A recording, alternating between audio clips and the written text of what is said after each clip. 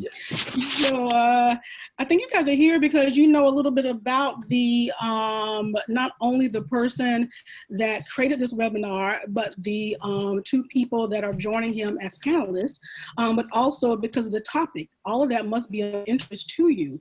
So not to really give a huge introduction, but let me just remind you of some pretty cool things. So Walter Smith III, he has done so much in his career over the many years of being a saxophonist and a performer, as well as an arranger and a composer. And some of the folks that he has performed with, played with, recorded with, just to kind of get you a little excited. Terrace Blanchard, Roy Haynes, Eric Harlan, Christian McBride, Eric Reed, Mulgrew Miller, Joe Lovano, Walter Beasley, Terry Lynn Carrington, and he's played at many venues such as Carnegie Hall, Kennedy Center, and has appeared over 100 recordings. So least to say, he has some serious information under his belt and experience regarding success and longevity in a career as an artist and a performer. And he has some great insights to share with you about what's going on right now and how he's been able to stay very current with interviewing other great artists, keeping great things going on his Instagram, reaching out to his fans and to the public and sharing great information. So you're going to hear some really great things from Walter Smith III. Also, the person that I know a lot of you know a lot about, Mr. Walter Beasley. Like I said, founder of Affable Publishing and Records. He's an artist, performer, educator, singer, and composer. He has worked with, shared the stage with, performed with Art Blakely, Dexter Gordon, Mesa Leak, Jared Albright, Bobby Caldwell, Brian McKnight, and also was named last year's Billboard Smooth Jazz Artist. For both of these gentlemen and the one that's coming, there's so much stuff that we can say that I can share about them, but I really want to get the discussion going with these folks because they're the ones you want to hear from. And as we know, time will go very quickly. So I want to just kind of dive on in. Walter, is that okay with you just to dive on in? Yeah, if it's okay with the other Walter. Good to go. Good to go. And the information, like I said, a lot of things are the same because music is music, but the perspectives that are going to be presented by each of these three gentlemen are going to share some really strong insights. So I encourage you all to do active listening, meaning when you hear something, think about what that means to you as an artist, as a performer, whether you're a saxophonist or a vocalist or into production or music business, and also invite you to post your questions in the Q&A area so that as we're talking, we can see what information they've shared that you want them to elaborate on, or if some things that, again, as you're listening, it sparks you to think about some things about your own path as an artist, again, in the areas of being an instrumentalist, a vocalist, in the area of production or music business. What a lot of folks have asked, and this is one thing that I know is near and dear to Walter Beasley's heart, because he's a no-nonsense kind of guy when it comes to handling business, especially as a creative person, as an artist. And these are all educators that we have here tonight. So the question that a lot of folks have asked is, how do we handle the monetization of our art, especially now? I'm going to ask, a lot of the questions to really be about the current situation in this new norm, in the midst of COVID, in the midst of the pandemic. But something tells me that with the career path that these folks have had over the years, they're going to bring about some of the information about their musical journey. But we are asking to try and get information for you all to walk away with in the midst of these current times. What can you do to really help you to survive as an artist? So what can we do? What are some ways that we can do, that these artists can do to help monetize their art? First of all, thank you, Walter, for coming on board and being a part of this. And thank you, Karen, for agreeing to moderate. And folks, we want this to be about you. So just throw the questions in there in the chat. Karen will handle them. And I just wanted to share as much about what I know and what's been going on in my career and what we're facing now from different perspectives. That's why I asked Walter Smith and Terrace Martin to be a part of this, because they are incredible artists and they are at the top of their game and they are monetizing their art. The question of monetization for me is important because if you can't eat, you can't play. Pretty much just that simple. This has happened before where we've had 9/11, they just shut down everything. For me, content is king. As much content as you can create and put out there, it doesn't have to be great. It's as great as you want to be, or as great as it is at that moment. But you have to keep putting the content out and keep trying to let everybody know what you do, even if it's family, friends, and let that grow and grow and grow. The most important aspect of monetization for me is sound. When you listen to the commercial that I put on with Walter Smith, and he did beep ba bo bo dee, the first 4 notes of Walter Beasley saxophone. The first 4 notes of Walter Smith's saxophone are incredible, and it locks you into that sound. It makes you say, "Yo, who is this? What is this? I need it. Let me pay for it." We as musicians tend to forget about that aspect of musicianship and forget the fact that all fans have that kind of thing going on, where they hear something that they like, they want to investigate it based upon the sound that's coming out of the horn of someone's mouth.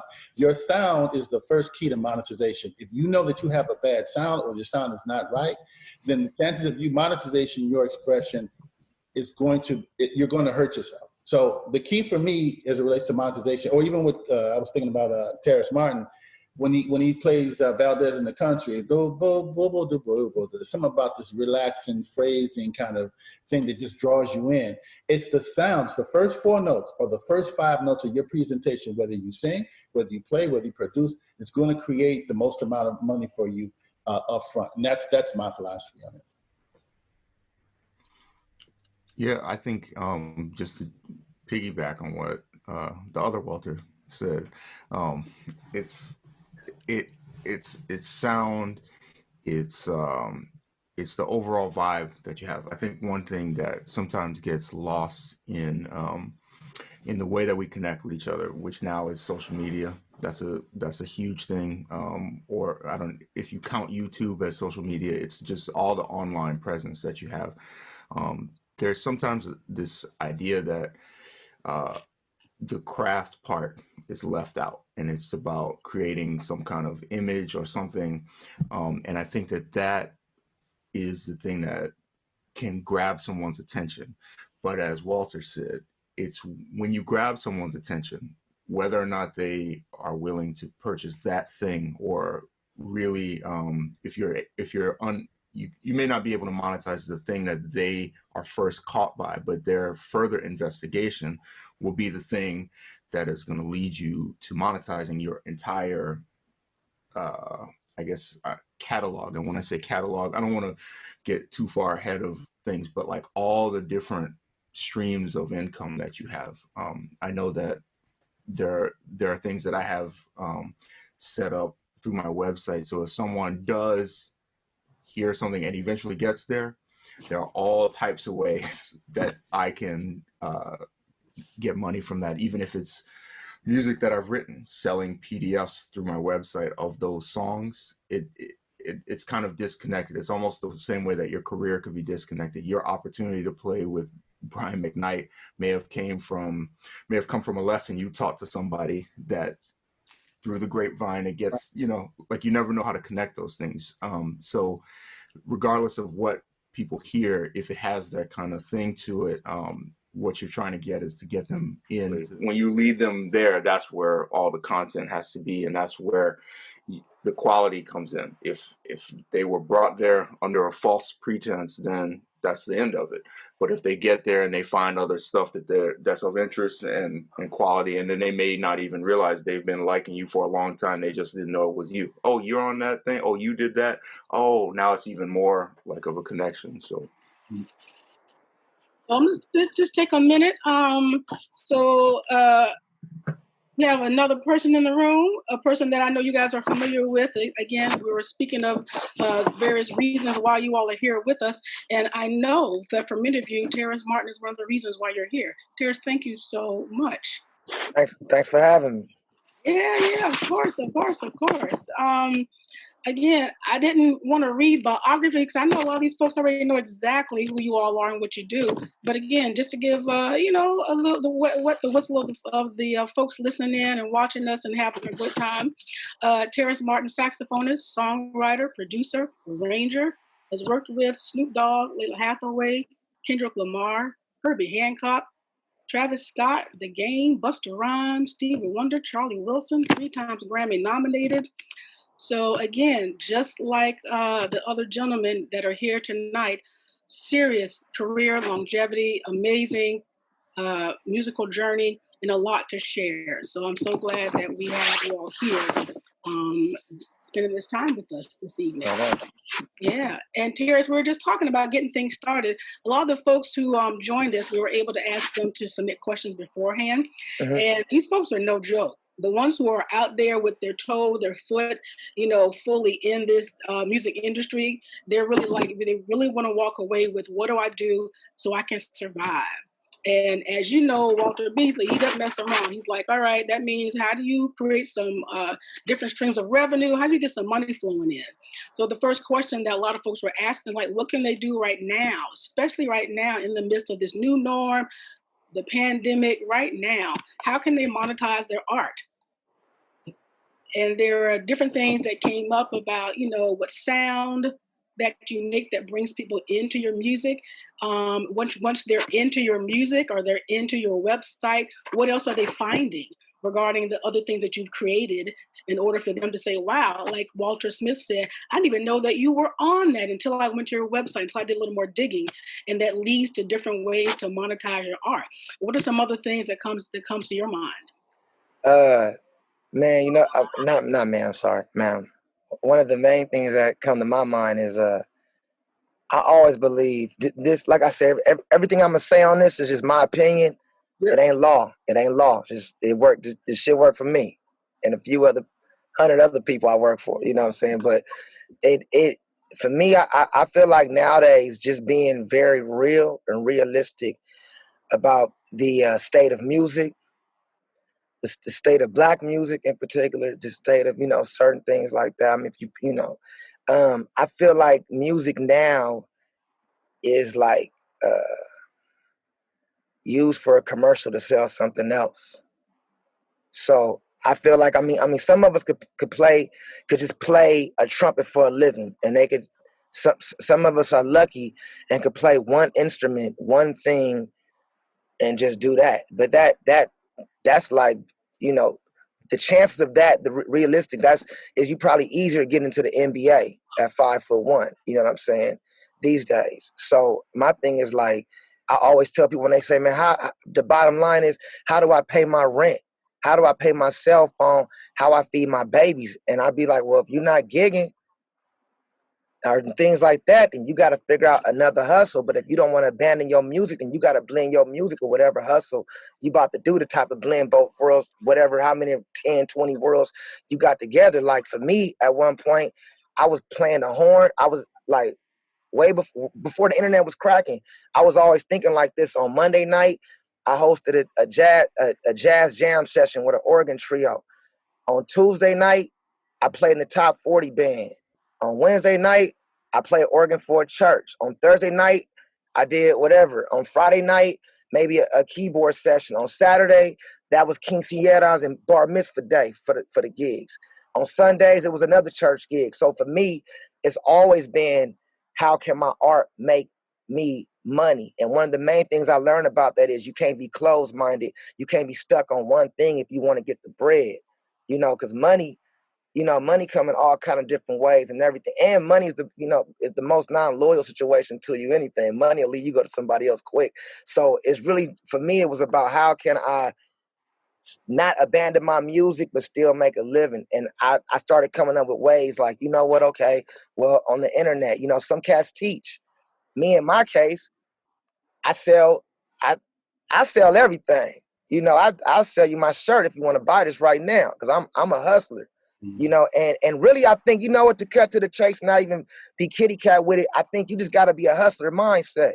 You got to be a hustle mindset, like 100% hustler. It's like, you know, I grew up looking up to dope dealers and people that did crime, because that's all I was around. So I grew up, you know, oh, let me tell you a story. One time I was broke. I was so broke. I had like $20 in my pocket.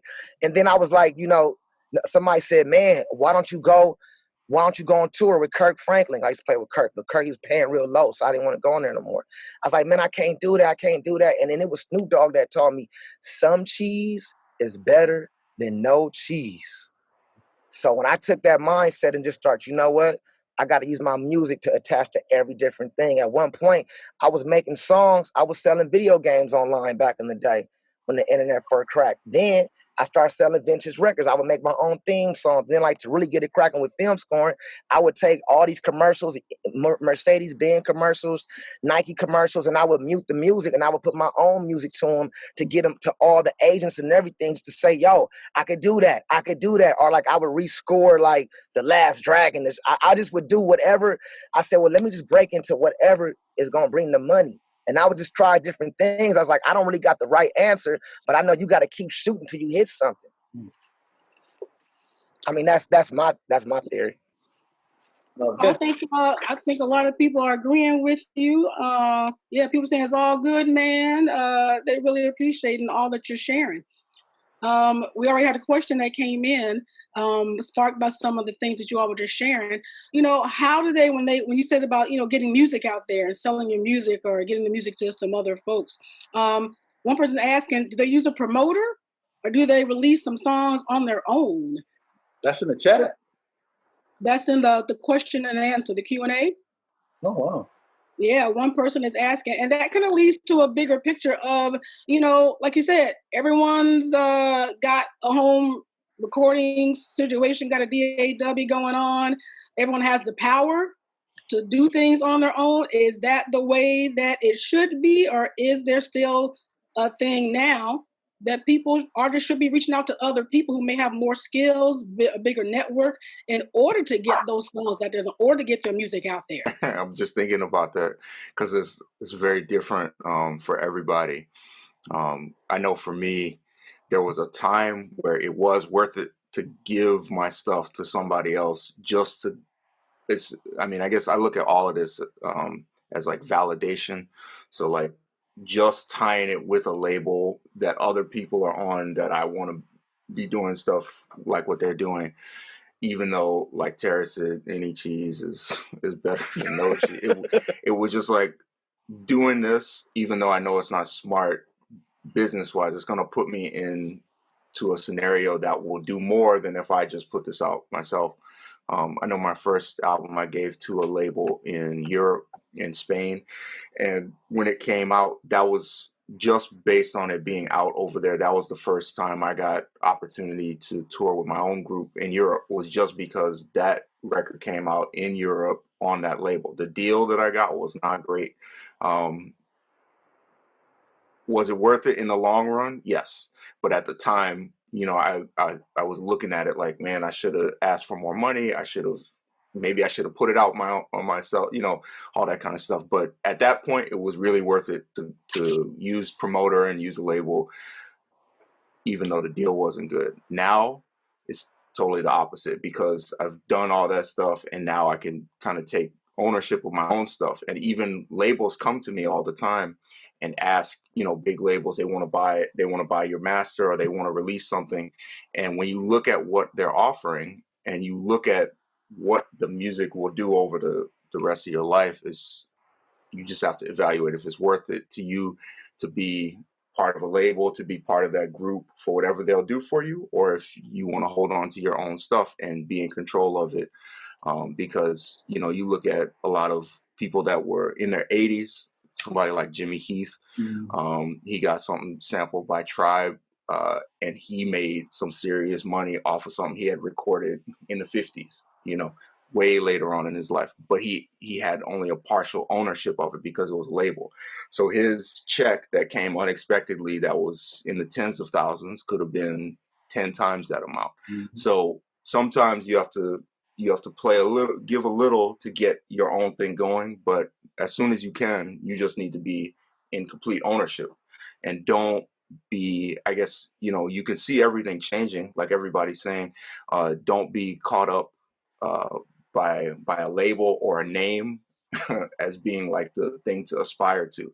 Really, what everyone aspires to is to be in control of all their stuff. It's not to be on Blue Note or to be on whatever, because really you're just giving them all of your stuff. You know what I mean? So you want to be that person. Just to piggyback on some of that, and even what Terrace was saying as far as hustling, what I've decided, and hopefully I'm wrong, what I've decided is that there will be no touring industry ever again in my life. Why do I say that? Because I can't afford not to think that way.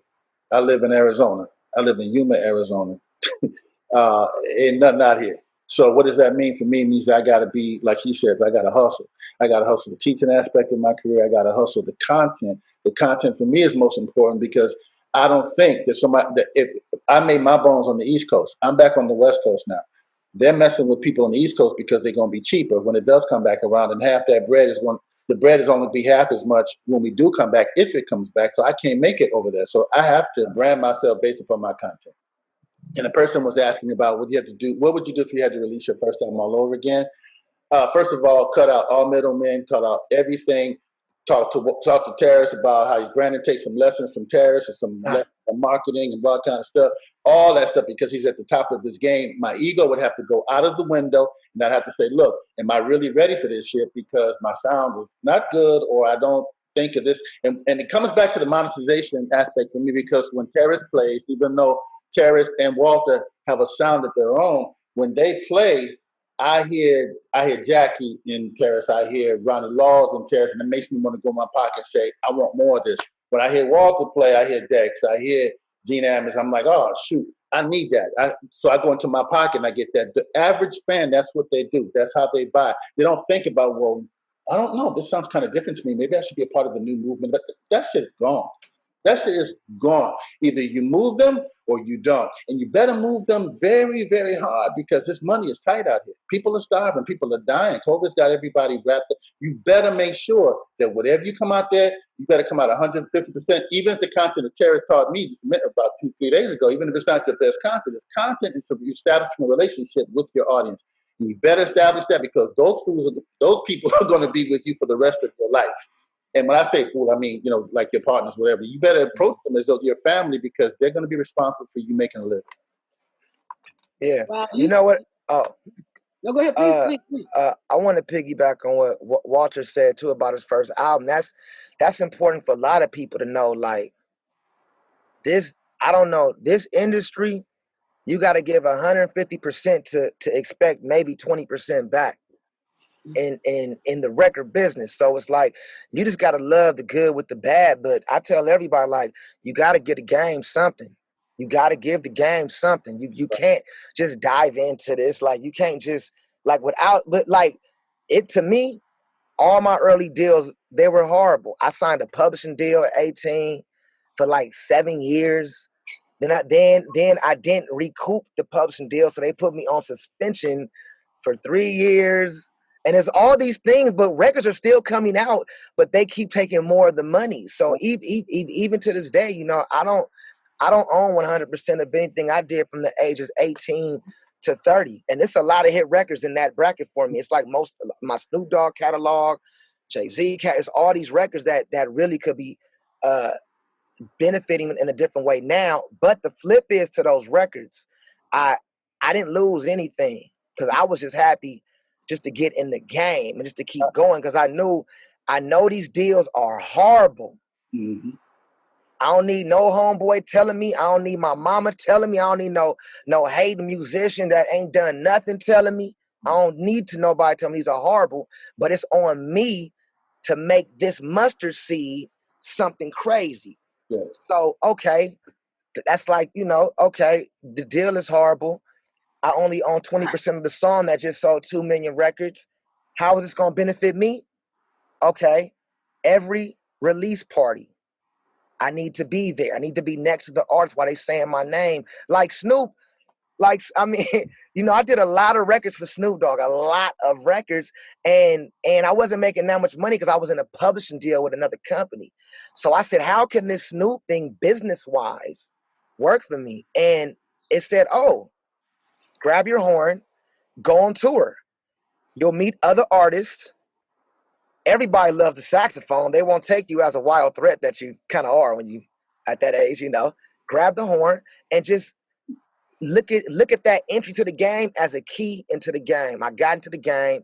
Now let me see what I can make it. And a lot of people just think they just gonna dive in here, whether they play, sing, they think they just gonna dive in and be cool. But this game, you have to give some of your blood to even get back some of this shit. So it's like we could stop the whole conversation there. If you ain't willing to really take an L a few times for this game, you could click off now because that's what it's about. True. You got to take the L. True.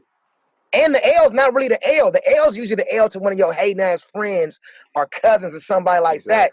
And they make you feel weird about the deal. But the truth is, you're like, I was just playing at the world stage 4 nights a week with 3 people in the audience. I'm probably in a better thing right here. The L is learning. The L is, come on now, my God, L is learning.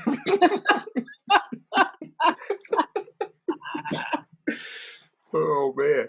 But yeah, that's, you know, that's the same thing with even with touring, because you know, if you especially if you're in the beginning of something that's getting started, those tours, and don't be the leader of those tours, because you're just gonna lose. You're constantly losing and losing and losing until you can start to make. But everybody has to be like in for the whole thing, right? Like that's and you know, if you're in it 10 years and it's still the same, then you know that's too much of an L. But you want to see it start to go up. But yeah, that's how it is for everybody, every artist that's out there. And you know, a lot of times look that phrase that I love where people say it's an overnight sensation after just 10 years. Where like you see somebody and you're just like, oh, they came out of nowhere and they just made it big and all that. But it's like you didn't see them working at Kinko's when that was a thing, and then working, you know, doing all this other stuff and trying to get on with somebody and being told no and all that, you know, that whole part of it. So it's always, like everybody's saying, there's a lot of L's in there. And also like way into it, I'm still taking occasional L's. We all are. That doesn't go away, but you see it coming, and then you know, well, yeah, okay, I'm gonna go ahead and do this. But you know. one of the things that's interesting to me is I hear people talking. This is about where we are now. People complaining about the checks they're getting. Oh, 0.03 pennies from this one and that one, because I look at my check here and they're laughing at it, and I'm thinking to myself, bro, if you came up when I came up, you wouldn't even have seen 0.03 pennies. You should be very grateful, because once that decimal point moves over, you're gonna be very happy. And I'm old enough. I'm older than these brothers, so I can tell you that I was around when the decimal point was one way, and when that decimal point moves 10, you're not laughing anymore. But you withstood that L, you withstood that learning experience, that loss, and you kept building content. Now your content is worth 10 times as much as it was overnight. And you got a stack of content, or you took the L and you say, you know what, I really don't want to go this direction because I don't believe that it's going to pay off for me in the end. No, that's bullshit. When I tell people, songs are like real estate.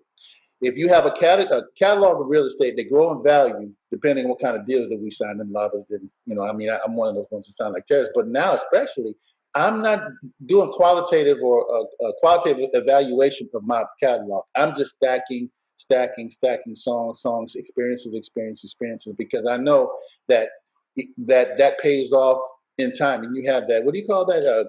When you make the money, a compound interest. So all those experiences and all those songs pay off as you move along in the industry. And you can't afford to determine what's going to be good and what's going to be bad. You just have to do your best every day, create content, and get better. Dropping so many pearls here. I can go in so many different ways, but I'm going to go this way. So think about folks who may be listening or who's here that are brand new artists trying to figure this thing out. And here they are. You know, with the social media, you guys mentioned social media and the technology and business and marketing. You guys dropped a lot in there. So regarding that, the tangible things, how does a new artist, what do they do now in this new norm, in the midst of how we're able to be together and not be together, with the skill sets? Where do they start? Is it about getting their skill set with the technology in order to create that music? Is it about learning about, what it means to be an artist in the business, so that once they get things rolling, then they know, like, seriously, what's step 1, 2, and 3 for someone brand new in the midst of what's going on now? I mean, well, for me, like I say, for me, it's also like, I don't even, it's like, it's a few steps even before we get there. It's like your craft, like working on your craft to be able to know, like depending if you rap, if you sing, if you play drum, saxophone, anything, if you're going to be doing something for a living, then to work on your craft and make sure that you can fellowship with other artists that do the same thing, and you can build a network of situations. But if you don't work on your craft and nobody wants to fellowship with you, then that becomes a little difficult with the network situation. You see what I'm saying? See, with me in LA, being from LA, like the musician culture, when you're really, really from Los Angeles, which is like 3 of us, when you're really from LA, the culture of Los Angeles musicians is to automatically, if you're a saxophone player, you better play flute, clarinet, you better sight read, you gotta do playing tune, all these things, right? And that's just the culture, because like my father was on that with me young, because he was like, that's how you work. That's how you work. You have to practice. That's how you work. So I feel like really in times like this, I know everybody's concerned with making money, but the flip side is all this. It's like, to keep it real, if you really wasn't in the paint, and in the paint mean like in it, if you really wasn't in it before this whole thing and going hard, when everything is falling down now and everything is shifty and you trying to grab on to something, but you know deep down in your heart, you should have been working on some things, whether it be relationships or some fundamental things with everything. So now what I see now, everybody's squirming right now. Everybody's panicking. But to keep it real, being a musician, especially playing an instrument in the past 50 years, you gotta know it ain't glams and glory all the time. So it's like right now, before people even think about how much money they can make, they got to make sure that whatever they say they are, what they do is their best selves, their best version of that as individuals. Because like, don't nobody want to be hearing a bunch of stuff that don't sound sincere anyway. You're not gonna get no money not being sincere with your art. You're just not gonna do it. It don't work like that. It just don't. Art is tricky. It don't work like that. And the people feel when you're not sincere. So a lot of these questions about how to make finances, what I tell everybody, dig deep into yourself and make sure that you're ready to even go to that next level. It could be a reason why you're not making no bread right now. It could be all kind of different variables. One of the common things I see in a musician or artist with no money is ego. The more ego I see, less the money, the less the business with them. That's a big deal. Like the more arrogant is you. I tell everybody, I always go to this club in New York called Smalls. I can't drag nobody with me because nobody wants to go no more. But I go hang out. I just go have a drink. I buy everybody drinks. It's only 4 bottles of liquor in Smalls. Everybody drinks, and I go through a lot of the biggest egos on the smallest stages. I go through experiencing the biggest egos on the smallest stage. And usually when somebody has a huge ego in the musician world, I can almost 99% tell you that they're having very difficult times financially and business-wise. I could guarantee nobody wants to work with a jerk. Nobody wants to give game to a person with an attitude. Nobody want to help out anybody that think they already got. You know what I'm saying? It's like, for me, growing up, I wasn't the best producer. I wasn't the best saxophone player. I wasn't the best arranger, but I was the best Terrace Martin you're going to find. That's for sure. I was me. I remember even meeting Walter. You probably don't remember this. I saw Walter play at a jam session when he first got to LA, and coincidentally, Walter was taking a lesson. Funny, right? So we all had this lesson with a guy named, I told you the story, Walter, but I'm Walter Beasley. Walter, man. But I'm gonna edit. It's about Walter Smith, but I'm gonna edit the story a little bit. Yeah. So we all taking a lesson with Jeff Clayton. Yeah, Jeff Clayton. And it was me, Jeff, Walter. I can't remember who was there, but I never had an ego with that. I remember the first time Jeff would make everybody play, and then it got to Walter. And at that time, I think I was 18, 17. At that time, I had never heard a black saxophonist in my age group that was really at a high level that made me say, you know what? I need to work on the saxophone for a second. It wasn't like, oh man, no. It was like, dang, he's cracking. Yeah. And I like the way, I like when Walter played, but I like the way people talk about Walter too. That's important to me. You know, I like the way they talk about it, and I'm inspired by that. So for me, I take on when I'm around. I take everybody's energy in. Like it's like no ego. I take it all in so I can make the best what I can make. Because you're not gonna get no money. You're not gonna do no good business. This whole conversation is in vain if you don't get your individuality right. If you don't get yourself and your core right, it don't matter. You know what I'm saying? It's like once your core is right, money come to you. Business come to you. It's thrown at you. It's easy to make $1 million. It's hard to keep it. You know, I just paid $375,000 on taxes. But let me tell you though, I had already spent the money though. So, but I'm saying like, I don't trip because I know my heart, and you got to be like, you ready to receive the blessing from your friends, from your peers, and from your network. Like me, Walter Smith, Walter B. We have a network. It's a network. Robert Glasper, you know, I got a network where it's like, you know, if I get stuck, even financially, I have a network of people I can say, hey, what's shaking out here? Right.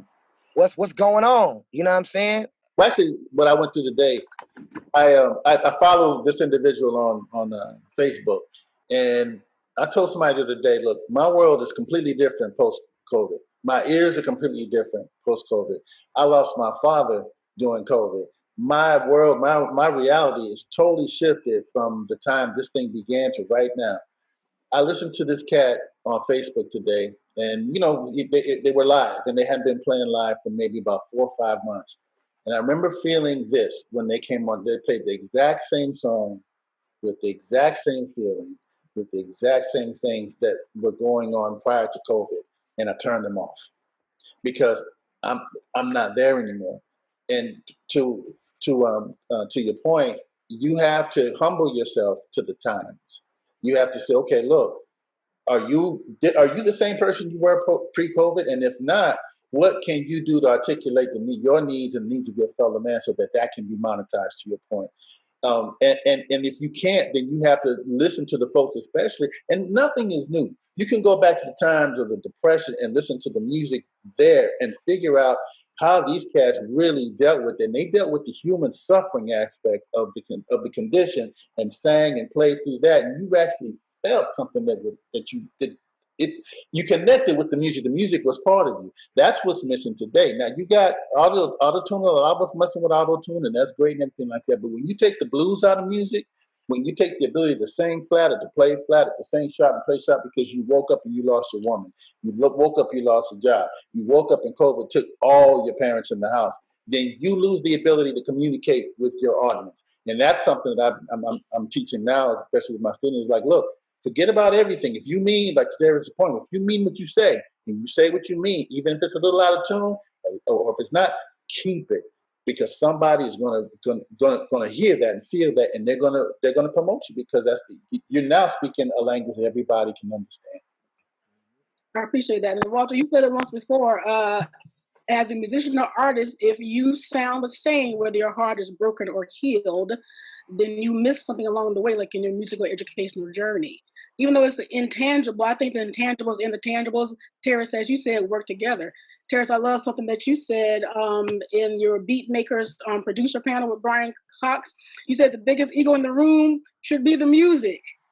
And again, you guys are coupling the tangible with the intangible for these folks that are listening. Walter Smith, what can you add regarding, the intangible, which is, as Terrace said, it is just as important, if not more important, because if the quality of what you're putting out there is not great quality, if you aren't telling a story and being sincere, then you kind of can't monetize it. But what are your thoughts about the intangible and the tangible? Yeah, I mean, I think it's the only thing that even matters is the intangible, because everyone has access to the tangible, right? We could go on YouTube and take the lessons, and we all learn the same scales and learn the songs. That's what it is. But it's what you do with it that makes yours something that reaches people. So it's all that. And then as far as the career, something that Terrace was saying about the network and like even just, I think that's a lie, that story he said about the lesson with Jeff Clayton. Because I remember I went out to my car and he was waiting at the car with a look. I was like, okay, let me get out of here before this. But like that whole vibe of not looking at things in a competition at all, but looking to be inspired by other people. And this is such a small world, right? Like everybody knows everybody, or of everybody. And there are people that, he mentioned Smalls, which is a club in New York, but it happens at every club where, I'll go someplace and I'll see somebody, I'll be like, oh, what's up, man? I heard this thing. And they'll be like, oh, who are you? And it's like, I know that they know me, and not like in a way that everyone should know me, but just in a way, like if you're doing this, you can't do it in a vacuum. You must be checking out everything. You don't have to like everything, but you need to be aware of everything going on. If you were a lawyer, you couldn't ignore any changes to the law and just, practice on the law that you learned when you graduated college in 1975. Like you got to keep up with what's happening and understand everything, and or try to understand it, and know who the players, know who the people are in every aspect of it. You see a name somewhere, it's your responsibility as part of this to investigate it. That's just what everybody does. And there's sometimes like you remember Isaac. I remember him, Isaac Smith. That's one of the funniest examples of this. We went to a Roy Hargrove concert together. Me and him went to Catalina's one time, and somebody was there, and Isaac, this is amazing trombone player. The guy walked up to him and he was like, oh, what's up, man? How you doing? And he was like, oh, who are you? He was like, oh, I'm Isaac. And he was like, Isaac, what do you play? And then he was just like, man, when you hear the name Isaac and you're in Los Angeles, you know who I am. Like it was just that kind of thing. And it's all these weird things that people do, and it's all ego, and it's all like coming from the wrong place. And that doesn't go unnoticed. Like Terrace said, you could call Robert and ask, and Robert knows him. He knows him to be a person of integrity, and they all work together, and these people work with him, and they can all call each other. And it also works the same way. If somebody's on the wrong side of everything, the same people are talking, but your name comes up, and that's when it's done for you. Oh yeah, did you see what that dude did on Instagram the other day? You saw what he said? And that's it. And that's all it takes. And then it goes to one person, and then that person might happen to be, we might be going to lunch, and then it comes up, and then the next thing you know, I see that person. It's so small. It doesn't matter where you live. You live in Arizona, you live in California, you live in Europe. It's so small. Let me ask you something to that point too. Now, do the smaller clubs, now, is that taking like Facebook groups and other stuff like that? Now, can people take the same kind of philosophy and go, and because there'll be no smalls for maybe another year or two. Now the social media have these little spots and places where people do the same thing, the network and stuff like that, as they did when we could go out and do the same, the smaller clubs and every time. I'm asking. I'm sorry. What? So you just told us stories about small and playing and all that stuff, right? And Terrace did the same thing. Now, because we can't do it, because we can't really do that, maybe for the foreseeable future, can they use other platforms like Facebook groups or stuff like that to say, look, this is who I am, this is my name, this is what I can, but I mean, do you guys see that as being maybe an alternative? Yeah, I definitely do. Like, I love the internet, bro. When the internet was coming in, every time my father and everybody, musicians hated something with the internet, I was thinking it was cool. I feel like we got closer to connecting with people. Me personally, I mean, and I'm sure Walter too, like we hang out anyway if we in a certain city and go to a certain spot. So to me, it's the same thing. I mean, I'm not seeing people live, but I'm dealing with what we have to deal with right now, which is like, okay, when I want to, if like right now, I'm checking out a few of my favorite saxophone players. I could only go online. Like I love this kid by the name of Emmanuel Wilkins. You know what I'm saying? I can't go see him live, but I go to his story, and it's not the same thing. But it's like, you know what? I'm staying in touch. You know, I love Logan Richards. I go to his. Well, he just be taking pictures in Italy all day. But when I go to his page, you know what I'm saying? Like, but I tap in with all the different cats. I still love to tap in with like as if I used to love, and I used to love going to Smalls all the time. Only because I was able throughout the whole night, I was going to hear somebody young and just somebody that just got to New York. And that is a feeling I love to feel. I love hearing 1 year when I go to Smalls, the cat's first year in New York, and he's doing all the bird stuff.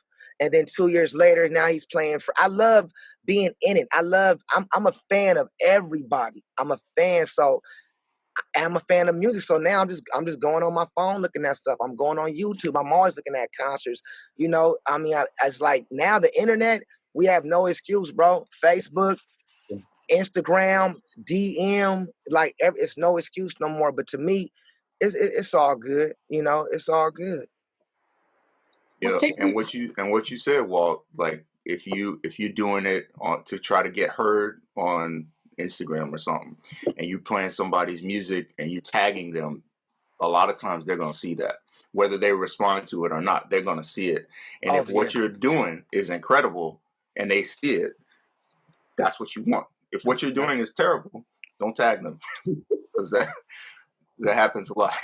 And who's to say it's terrible, but like if you're using it as like on the off chance that this person actually looks at this and it could be the start of something relationship, make sure that what you're doing is, you know, something you really want them to hear. Well, that takes me over to the tech stuff.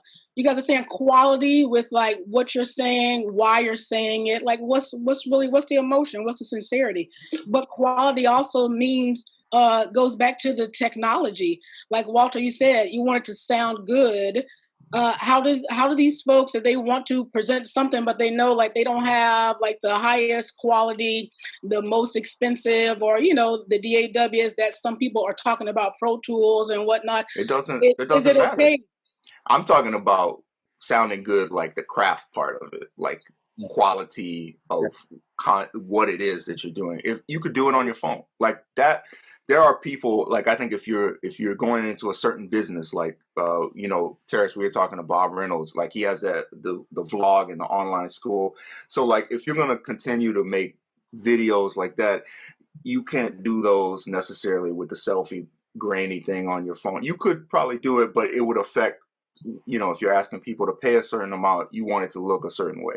If you're trying to release an album, it probably, I mean, I guess that's not even, voice memos sound okay. Like you could make it work. Like it doesn't have to be something crazy, but I'm just talking, I was speaking more to like the quality of what it is they're playing more than the sound. Not to diminish the quality of sound, but it's not the end all. Yeah. Hey, that's real what he said. Check this out. That's real with what Walter said. It has become not the end all too. So it's like quality of sound is personal preference. Because like, I mean, like when you take, I mean, I love Kanye, I love Mike Dean, but when you listen to the last 4 Kanye records, to me, my personal opinion, they just don't sound like they're high quality. But to the millions of people that streamed it, it's great. So what? I'm just a spectator, you know. So it's like, and as far as everybody not having the Pro Tools DAW, look, Wiz Khalifa told me a long time ago, if you got a laptop, you have no excuse. Right. You could download the crack of Logic for free. So it's not about Pro Tools. If you good, you good. And if you're not good, you got to practice even on Pro Tools. Just like when you playing a horn, you going through your scales. You know, my grandfather was, God rest his soul, but he was mean. He was mean. He was cool, but he was mean. He was a saxophone player. And he always, you know, keep the fingers on the keys, keep the fingers on the keys, keep the fingers on the keys. And I'd be like, even to this day, if I'm playing, if my fingers go too far, I think he's behind me. But he was so intense. So, but that train of thought came to me when I got on my lap or when I'm mixing records. You know what? Say, oh, for instance, I did an album called Velvet Portraits. Grammy nominated, cracking, licensed everywhere, right? I did that on a computer with the cracked version of Pro Tools and the cracked plugins on some Sony headphones, 7506, with a Focusrite $200 Scarlett and a $50 mic. Yeah. So it ain't the car, it's the driver. I mean, Charlie Parker played any horn. I mean, I hear all these stories about Train went through all these mouthpieces. I could almost guarantee all of us on here, if Train went through 20 mouthpieces, we'd be like, it still sounds like Train. That's right. He plays this auto link this, but it still sounds like I play this like Train, but you don't sound like Train. You have the equipment, but not him. So it's to me, I feel like it's you. It ain't the equipment. Stop giving gear that much power. That's right. It's like this dude. I used to go to jam sessions when I was young, a whole lot, 15, and it would be all these musicians. I would play like a $200 Bundy. It would be all these other kids that went to schools across town. Y'all know what that means. Went to schools across town. I'm talking about like 14 years old, Selmer Mark 6, New York Meyer, this, and they couldn't play a blues. So it ain't the car, it's the driver. You can have a good DAW and a whack one. I know a multimillionaire with a whole setup. He can't give a beat to my grandma to save his life. I know another dude, 18 years old, that has an iPhone and does all his beats from his iPhone. And he works with Kendrick and everybody else from his iPhone. So it's on you and your skill level. What's the thought? Because Walter, you mentioned singing. And I know we have some vocalists there that are listening. Mm-hmm. So what are the thoughts about artists taking the time to expand their skills? Like if they don't sing, should they be working on singing in order to add to their art, to be able to express themselves a little more? What about the different hats that you all are wearing? You're a saxophonist, yes, but again, the long list of what you all do, composing and arranging and songwriting and collaborations, and I mean, you do it all. So, Walter, let's start with singing, but how do these folks dip over into these other areas to begin to learn how to improve their skills and with these other hats? I think for vocalists especially, I think the common thing that we're all saying here is true. Learn the foundation of what it is that you're supposed to be doing, and the rest will follow. If you're a vocalist, and I said this on Facebook, and people attack the core of my essence on Facebook. I said, look, if you on the bandstand and you got the iPad out reading lyrics on stage while you're trying to sing to me, I got nothing for you. I got absolutely nothing for you. I don't care about what you're doing. I've just now tuned you out because you're telling me that you're not prepared to sing this song because you have to read. The only thing that separates you from another instrument is your ability to deliver lyrics. And you reading that shit on the stage, you're not ready. And even for the ones who are very, very popular, who have made their bones in singing, for them to do a draw, it makes them look a certain way to me. So my thing is that even when let's use Layla for an example. Layla, again, this is singing, this is playing. Layla can open her mouth and sing 2 words and you're in love because of the way she feels about that lyric. You listen to Layla on Terrace project. She's saying, I don't even know there kept that many words in there. I mean, I just listened to her sing the hook. I'm like, damn, is she single? That's my first thought. I don't give a shit about nothing else in life. You know what I mean? That's just the way it is. And that if a singer loses, male or female, loses that ability to connect with me as a person who's paying, then you got work to do. The rest of the stuff we don't even need to talk about. Yes. It with the words on the singing with that tells me you're not serious. That also tells me that you need that we all need to work on our skill level. I'm not saying that, but I believe when you come to a place of fellowship with other people that spend time on their craft to get to a certain thing, you want to make sure the whole thing is smooth. And I mean, just reading words are, but I mean, the flip side, let me say the flip side. The flip side is kind of, I mean, can we say the same thing about reading music on stage, though? Well, yeah, I do, because remember Duke. I mean, there were notes, and he would sometimes leave it up to his players. Be like, okay, let's take. I mean, they weren't all reading all the time. In fact, Fred, we just had this. Fred didn't even read till his father taught him, and he really didn't value that. The only thing I'm saying about the vocals, though, is that, you know, I mean, that's a great point. Shit, let me think about that. Well, see, because it's like, to me, it all depends. Like if I walked into a restaurant in Japan and the Japanese lady had all Shaka Khan vocals and she was reading them, you know, and all the band had charts. Now, I don't look at them as the kind of artist. I look at them as human radio player, like human radios. So I don't even look at them to have on the individual voice. I look at them as human beings that are able to supply some background music. Gotcha. You know, I don't really look at them as man. I don't like. I know what you're saying. I mean, you get what I'm saying. There are gradations or there are levels to certain things. Yeah. Because I believe when you're reading music, like when I'm reading charts on stage, I play a certain kind of way. Agreed. Yeah. You know, I just, you know, like I got a friend, Ben Wendell.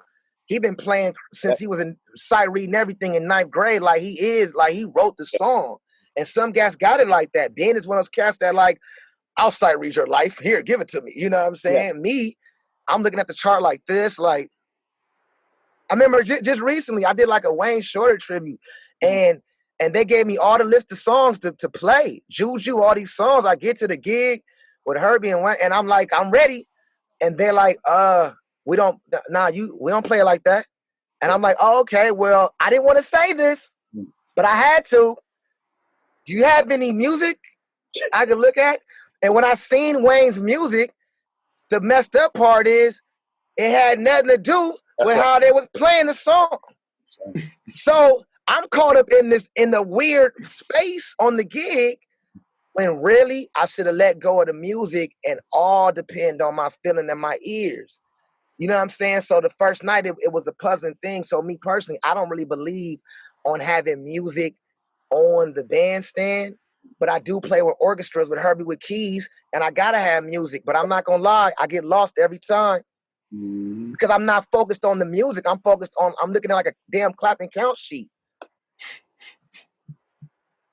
Because I don't be knowing the music, man. I can't remember everybody's music, so sometimes a chart is just, chart is better sometimes. In the sound, I mean, when you think about a vocalist, I'm trying to figure out if there's ever been one vocalist, and y'all can help me, that the image in our mind is that vocalist in front of a microphone with a book.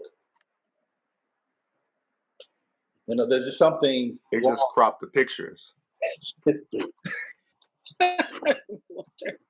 You know what I mean? I mean, there's certain responsibilities for every instrument. You're right.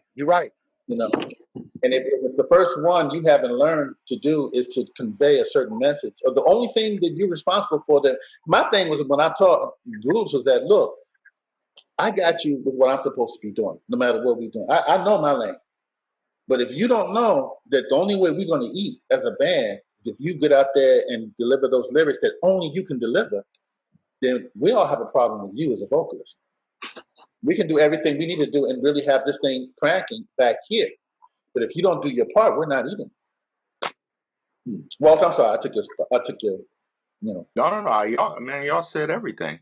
I'm guilty of reading music on stage, but I also, there's like a cultural thing and I don't mean cultural in the real way. I mean like for certain types of music, like with that kind of thing. So like a lot of the music that I'll play will be on a tour, and every piece of music will be like 8 pages long. And it's like, for a 3-week tour, am I really going to memorize 80 pages of music and then never play it again? Probably not. So I'm going to take that music, but I'm also, I'm good at like reading it and not being involved with it, but also not being like I'm in middle school about it, like where you like shuffling through pages and doing all that kind of, you tape it, you keep it moving, you look ahead and all that kind of stuff. But it's true. Anything that I'm doing, I'm not reading. Yeah. I mean, you definitely got to keep it fly if you're going to read some music. You got to keep it fly. And you can't, You like, you know what? Worst thing, I can't stand people when you come to the bandstand and their music is all, Yeah. because it's not fly. And like Walter said, it musically, it is a lot of music that does take that. You have like, just like you said, like I'm. There's no way I'm playing keyboard with a whole orchestra and I'm taking home all this in my head. We only have 2 rehearsals, union times. So it's like, Right. you know what I'm saying? The best thing we could do, you know, I learned how to read from a lot of Latin musicians growing up. So I had a lot of Latin musicians teach me. And Ben, those are my 2 reading people. And Ben's technique back in the day was similar to my other Latin teacher. He was like, you got to learn how to read a bar ahead. That was his thing with me. Like, just learn how to read, relax, breathe, and just breathe. And learn how to read, practice reading a bar ahead. And I used to be like, why? He said, because sometimes music, because Ben was a wind ensemble classical. I'm talking about like, you know what I'm saying? He was really in it, but he taught me how to read a bar ahead to where that's kind of how I just practice. So now I'm just able to like look down the chart and I'm already anticipating. I'm already getting ready to end because I don't want it to feel like I'm reading because I lose the job. I lose the job, you know. But yeah, that's, you know, yeah. And if you play an instrument that's not in concert pitch, please learn how to transpose on site, because I don't think it's like very rare that people give me music in my key. I play tenor, so it's very rare. And if they do give it to me, it's a problem because I'm transposing. I might be able to read the notes, but any chord changes, I'm automatically transposing. So I'm always in the wrong key anyway, you know, if they give me the right music. So learn to read from C. That's like the standard. Yeah, I've been reading from C so long. I don't even give me an E flat chart. I don't, because it'll slow me up. It's harder. Yeah. It's harder. It'll slow me up. Hard. I want to talk one language to the whole band, one language. Like I feel this is, and let me see if y'all feel like this, fellas. I feel like when I get on a gig or anything, and it's another horn player, tenor player, trumpet player, and it's like a certain setting, and it's like once they start saying, "Oh, you don't have any charge for me," I say to myself, "I can't hire him." Yes, exactly. That's not even fly to say. Exactly. No, but it's true. And if you ask about like, well, can you write out like a harmony part for me? What? No. How about you No. just make and people who are in the chat, remember too, now after COVID, everything that we're saying here pretty much has a lot to do with what we've experienced. But now, remember now, people reading, like now reading, you know, with nobody actually playing together, that takes on a different kind of, you know, concept in the sense that all the stuff that I'm going to be here, even with all these, I haven't done it yet, but y'all be doing the things where you play with each other over the internet, stuff like that. You know, I mean, you can have the ability to do what you need to do, but still, it seems like it's going to be even more of a responsibility to really train our ears in a way we haven't really trained before, because, you know, we're going to be dealing with music in a much different way now. And these people, especially the ones who are on there now, probably going to well, one of them is asking. Well, actually, I just went through something real quick. Steve Waxman was talking about what to use. I mean, ASCAP, BMI, you still use the same distribution stuff, all that kind of stuff. I think maybe we should speak on that for a little bit if we could, because that's the aspect we haven't even touched yet.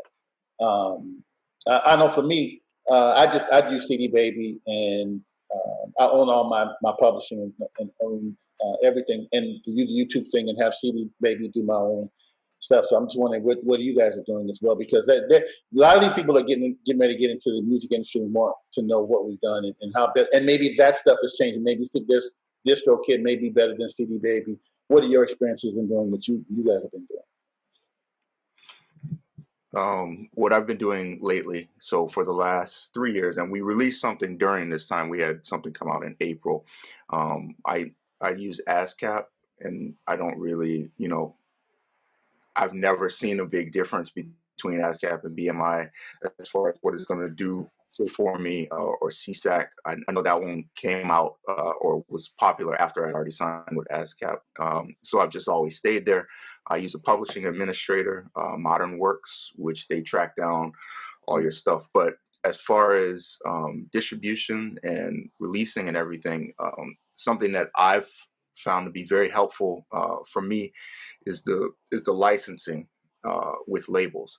A lot of outside of our country, every other country, their government funds the arts. Mm-hmm. So all these labels that exist in all these other countries, if they are successful or if they're doing projects that are noteworthy, they're submitting for funding from their government, and they get a big chunk of money every year to run the label and to produce the art. And that is an opportunity for us to license. So standard licensing deals could be, at least the normal ones will be 3 years time. So you give it to them and they'll release it and they'll promote it in their region or whatever region you license to them for. Mm-hmm. And they'll have it for that amount of time, and then they're not involved anymore. All the ownership is, you still own everything, but they're just not involved anymore. That's usually the cycle of that of any given record, I guess, for the type of stuff that I put out.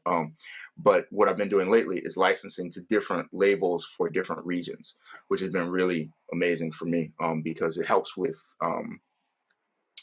promotion in those areas, because they are incentivized to really push it because they don't have access to the whole world, right? They might just be in France, or they might just be in Germany, or whatever, that kind of thing. Just like prior to COVID, if you had booking agents, you could sign in different regions, so they would all work on your behalf in their little region. So with licensing, we've been doing that. We license to Japan, we license in Canada, we license in Europe. I've done segmented things. Depending on who you are, you can get better licensing deals. I've heard that Marcus Miller had like 30 different licenses for one album, which is incredible. That means he had it like country by country, which means that every one of those licensing deals paid you an advance, and they have it for 3 years, and they're incentivized to sell it, to recoup that money, and then you have your split afterwards. So that's what I've been doing lately, and that's kind of been working. And that is, especially now, it's incentivized them to really publicize it and push it and promote it everywhere and get the write-ups and the streams and get on playlists and do whatever it's going to do. And I kind of just don't have my hands involved in what the work is anymore. But you just see your statements and get your money.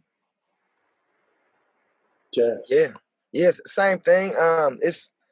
The bottom line is licensing. If you're a songwriter putting out records, licensing is pretty much the only way you're going to make any substantial amount of money these days. You know, licensing is like, it's everything. Like I license everything. I own 100% of everything I put out, the masters. Mm-hmm. My thing is, whether it's dinner party, whatever, I'm in the record business. Mm-hmm. So Beasley, so I put the horn up and go straight exec for months at a time, because it's so many musicians that die and their kids can't find their money. We always got to do some corny ass GoFundMe when I know they made enough to have life insurance. So it's like, those things always scare me, not having my business right, not knowing my estate, not knowing that when I pass, where's my publishing going to go? Where are my licensing deals going to go? Because I have children. When you have children, I can't even think for me. So now every deal I do is for my kids now.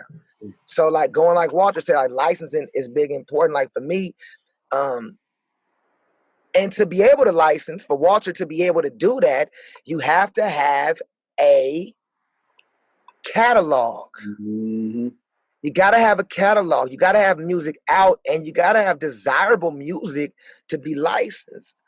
So like, some I learned from all my friends that just do hip hop, like a lot of homies that just do hip hop, and there's a lot of hip hop artists put out records almost every 2 months and every 3 weeks.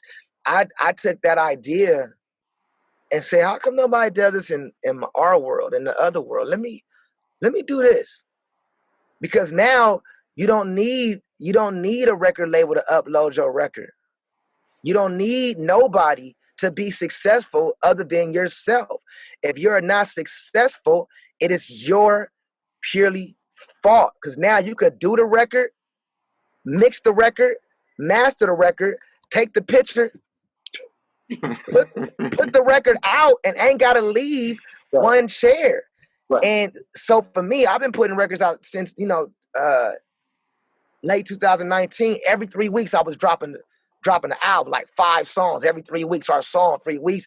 And I wasn't doing it for like, oh, this one's going to be a hit. This one's going to be a hit. I was doing it just for the masters and just for catalog. Because one day, depending on what is what, like Walter just said, you're going to be able to do these deals in different places. And your record ain't got to be a hit record for it to be licensed. It has got to make sure that people over there like your record. I love Japan, man. Japan always, every time I go to Japan, I see all my friends' records. Yes. All their records. You know what I'm saying? I see people buying them and coming to the show. So I feel like now you could just upload the music and get it cracking. Like, you don't even got to deal with CD Baby. That's right. You don't. And as far as ASCAP and all the other, I look at those things like banks. Just choose one. That's right. They all gonna do the same. They all gonna do the same. They all gonna keep a little bit of money behind that you gotta find later. They all gonna do the same. Some of them got better colors on their logo than others, but that's about it. So ASCAP, BMI, any of these things. But also publishing is good. Knowing everything about publishing is good if you have something to publish. Okay. When you start studying publishing is based on people buying something. Mm-hmm. That's why now I tell people to really learn about points. Yeah. Because when points come in, see, when publishing is kicking in, you like if I was dependent on publishing, somebody got to buy my record every time. Mm-hmm. Everybody ain't gonna buy my record. Mm-hmm. But if I'm on the points, I'm dealing with the streaming aspect of things. That means every time I produce a record for somebody, whether it be whoever it is, I always fight for a enormous amount of as many points as I can, because I'm aware that today is buying CDs and buying a song is over. So I'm playing a whole different game with the number. That's why you got to have a lot of music on this. And the whole thing about it is my rap homie said this: I don't agree with this, but I got to give this game up because it's free game. It's free game. The rap homie said this, a very well-known cracking one. Is he good? Not to me, but he's sweet. And I love him. Sweet guy. Mm-hmm. Very popular. I tell him you're horrible, but I love you. Mm-hmm. But so the homie said, bro, it don't even matter how good you are. You just got to keep dropping. Yeah. Hear me out though. True. It don't even matter what your music sound like. Just keep dropping. Now, I could have been an idiot like, he's stupid, he this, but I said, mm-hmm. If it don't matter and I'm still good, we really good then. So I'm gonna keep dropping. And you know what, I've been hoping somebody like in the acoustic world do that. Like, to me, people always talk about the jazz world, this jazz world, that. The reason why the jazz world is whatever, because people always talk bad about it and it's not enough cracking spontaneous stuff in it. But like, say this, like, and I'm definitely gonna call Walter Smith when we hang up, because I think I got an idea. Say if like you go to the studio for a month and you just record 30 compositions. Now you could drop a song every 3 weeks because the time is different now. A song only lasts on the internet about 2-3 days. And then it's over. So now that what that tells me, the months are years and the days are months now. Mm-hmm. So that's why I shrunk it down and said, I'm going to start dropping every 3 weeks, once a month, because it's like once a year, because I'm only get cracking 3 or 4 days on the internet. Then I got to come with something else. You know what I mean? People say, that's too much. I can't do that. Then get out the game. Exactly. Get out the game. If you can't work, get out the game. Stop crying. And just play to your Amer songs and leave us alone. Get out the game. Let me tell you something about Terrace, everybody. I'll see Terrace in the studio at 2-3 in the morning, right? And I'll send Terrace a text, and he will respond at 7 a.m. I don't know when this dude sleeps, but he is doing exactly what he's saying he's doing. I'm like, how is this brother sleep? And That's motivation for me to be like, I'm 20 years older than him. If this is what it takes to at least stay relevant or to keep your paper coming in, then that's simply what it takes. That's not on me to determine, well, that's good or that's bad. No, it's what it takes. It's not on you to give some type of, well, I don't know, that's not me. No, it's not. If that's what it takes, that's what it takes. Yeah. That's called a hustle. And it's also like, you know, you look at it in every other industry, they have people and they call them disruptors. They're changing the way that we view sodas or we view this, and they're just doing it the completely opposite of what it's always been. And there's a lot, and especially you talk about like the acoustic world, it's just like a lot of people that want it to be a certain way. You got to go in the $10,000 a day studio, and you got to go pay $10,000 to mix, and you got to have like 20 hours of photo shoot. You know, it's like they're working on something that doesn't exist anymore, and they spend so much to produce something that by the time the listener or whoever gets to it, they're gonna skip through it and go through. And it's like you had all this time, and you know, it's hard to take, because maybe that's what you always wanted to do. That's how you always envisioned it. But you know, I always think about bands that I always wanted to play in, and every time, by the time I got in that band, it wasn't as fun as I thought it was going to be, because there's different people in the band now. They're not playing the music that I loved when I really was in love with it. You know, it's always changing. So you just gotta, like Terrace said, if you don't like it, get out. You know, you got to figure out, and it's not that everybody has to do the same thing, but you gotta, if you got nothing coming in, then you gotta figure something out, and that's the only thing that makes sense to me. You guys are taking this in a pretty cool direction. First of all, I want to remind people, keep putting your questions in the Q&A. A lot of them are being answered as the conversation are going, so we're keeping an eye on it, but keep putting your questions out there. You guys mentioned a couple of things, like, so collaborations.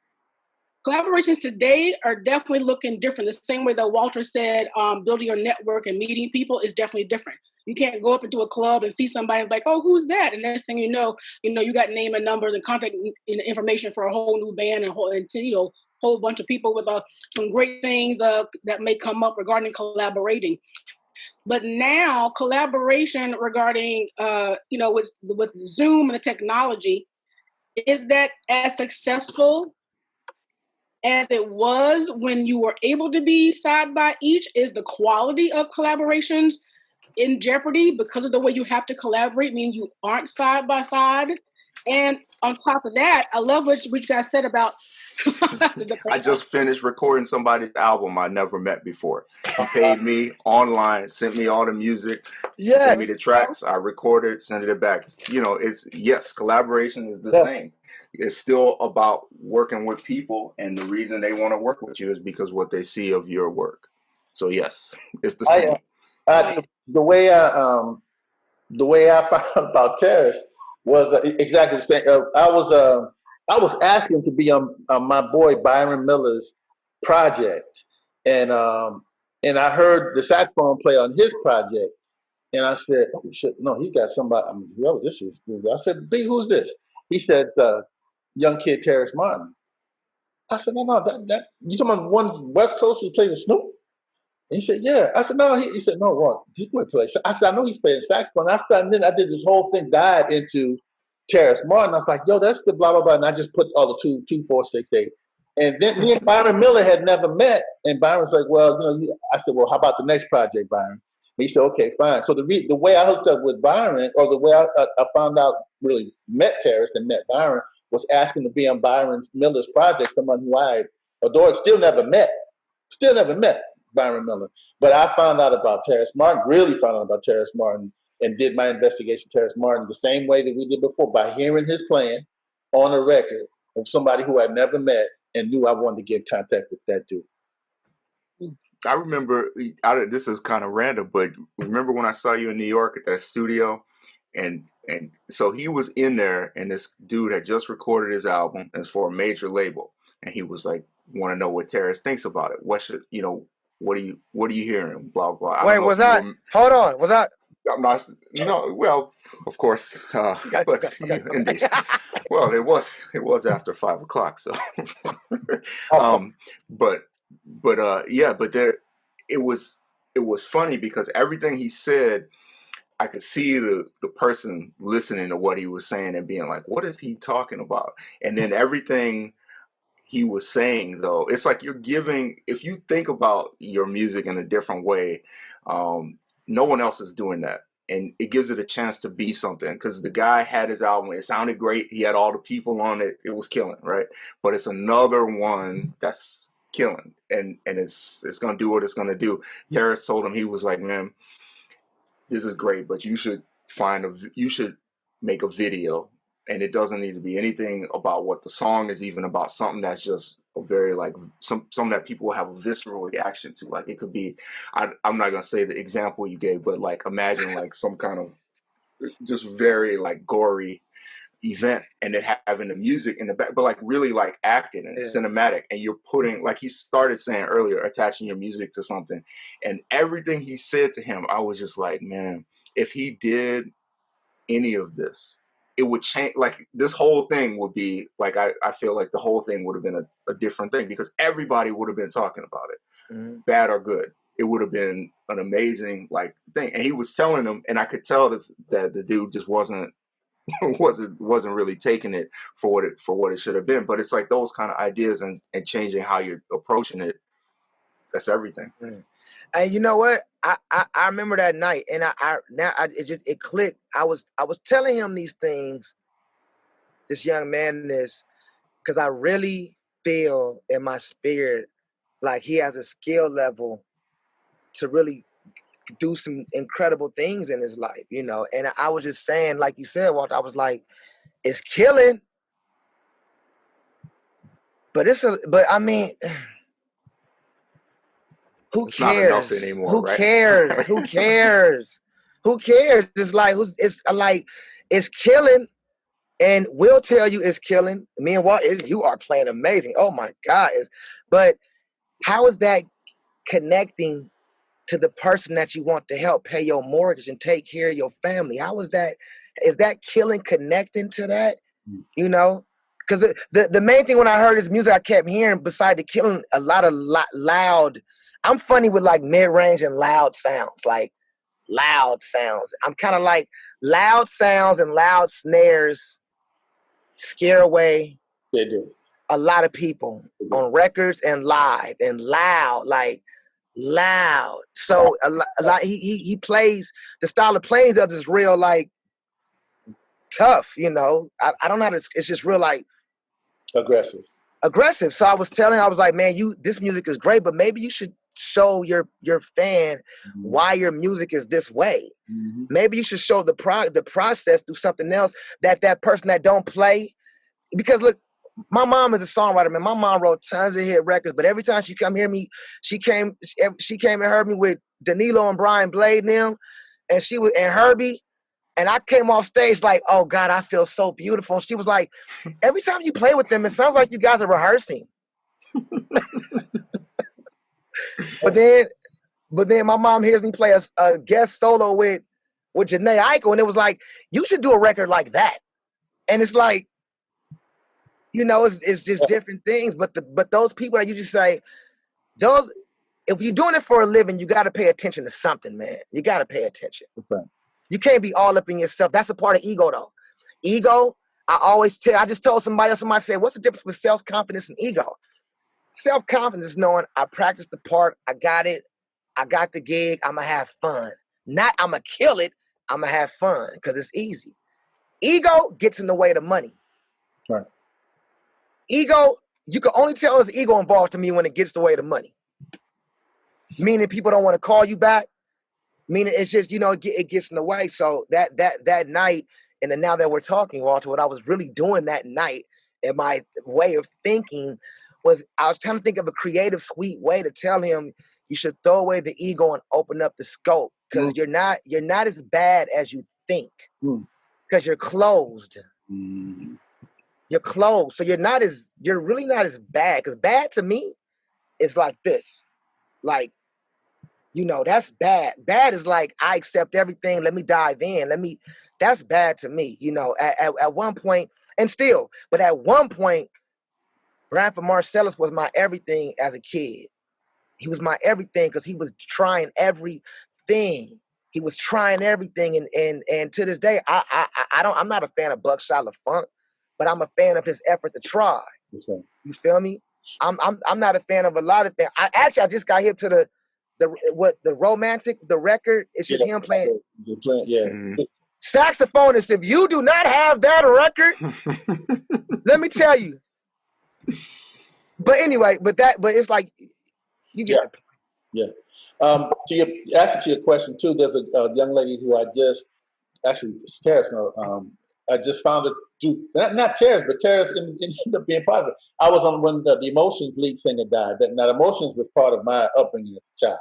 There was nothing that they did that I didn't know. I'm just talking about voices. You're talking about writing. You're talking about just the whole complete picture. The Emotions, for me, it was it. Them and Denise Williams. That was my whole thing because I'm from out here, and out here, they were gold.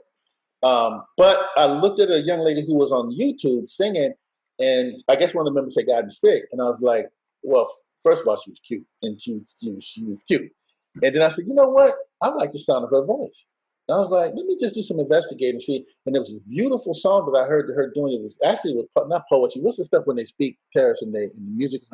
Spoken word. Spoken word. Yeah, it was spoken word. It was spoken, yeah. And she was doing it, and it was bold. And then I heard her sing, and I was like, stumbling, really mumbling, and she had a great voice. And then, sure enough, on her page, Terrace had done some production. That's how small this world is. I didn't even know that Terrace even knew this woman. And I'm listening to it, and it came back to Terrace.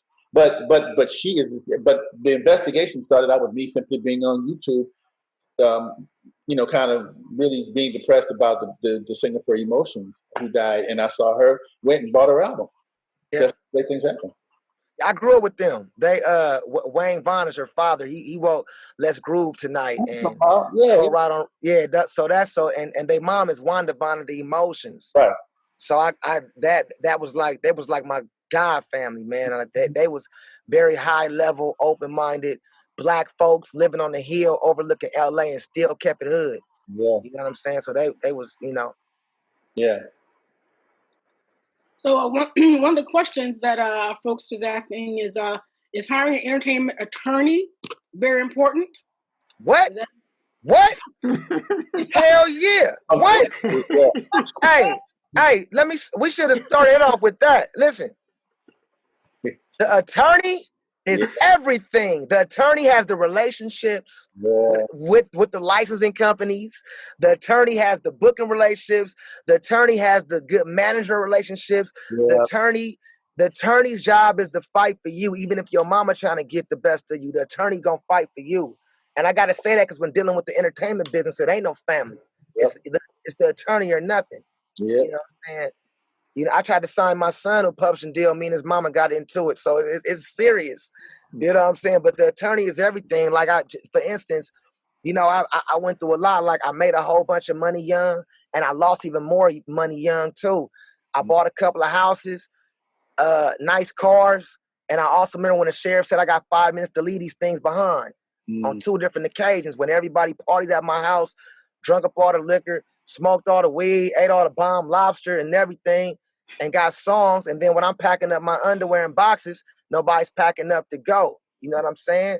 And I've been what I like to call, I've been left for dead twice in my career. And I don't mind that because I come from Crippin', where that's the foundation of you gonna lose something. Real talk. So that's nothing to me. But Dr. Dre told me straight up, I went into his studio in the middle of the night about 7-8 years ago, and I was down. I was tired again. This is right before Good Kid, Mad City, and I was tired of being broke. I was tired of losing everything. I was pounding my horn. I bought a $200 horn so I could make gigs. I pound my drum machine just to pay rent, not even mortgage, on a big house so I could look a certain way in Los Angeles. I did all these things, and I lost everything. I lost friends. I wasn't a good father at the time because I was chasing the game and not understanding what I was chasing in the game.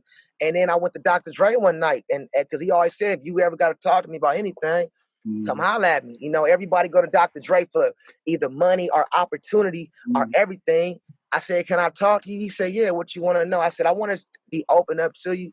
And I want to start off with telling you I'm broke as fuck. And I want to know why, as everybody talking how great I am, and I'm so special to everybody musically on their records, everybody loves me, what they talk about, what they say, I'm this thing, but the bank account don't feel the same way, you know? And he said, oh, that's easy. That's, if you broke and an artist at the level you at, you need a new lawyer. Mm-hmm. The lawyer keeps cheese in the pocket. The lawyer keeps the money. The lawyer has his own set of relationships that him and his other boys make deals happen so they can split the bread up and go play golf with their kids. So a lot of deals are done in the entertainment business based off lawyers' relationships. You secondary in the real big scheme of things. Your skill level keeps you there and for the conversation, but the deals are made upon if your lawyer has good relationships and the people love you. You know, everybody didn't used to love me.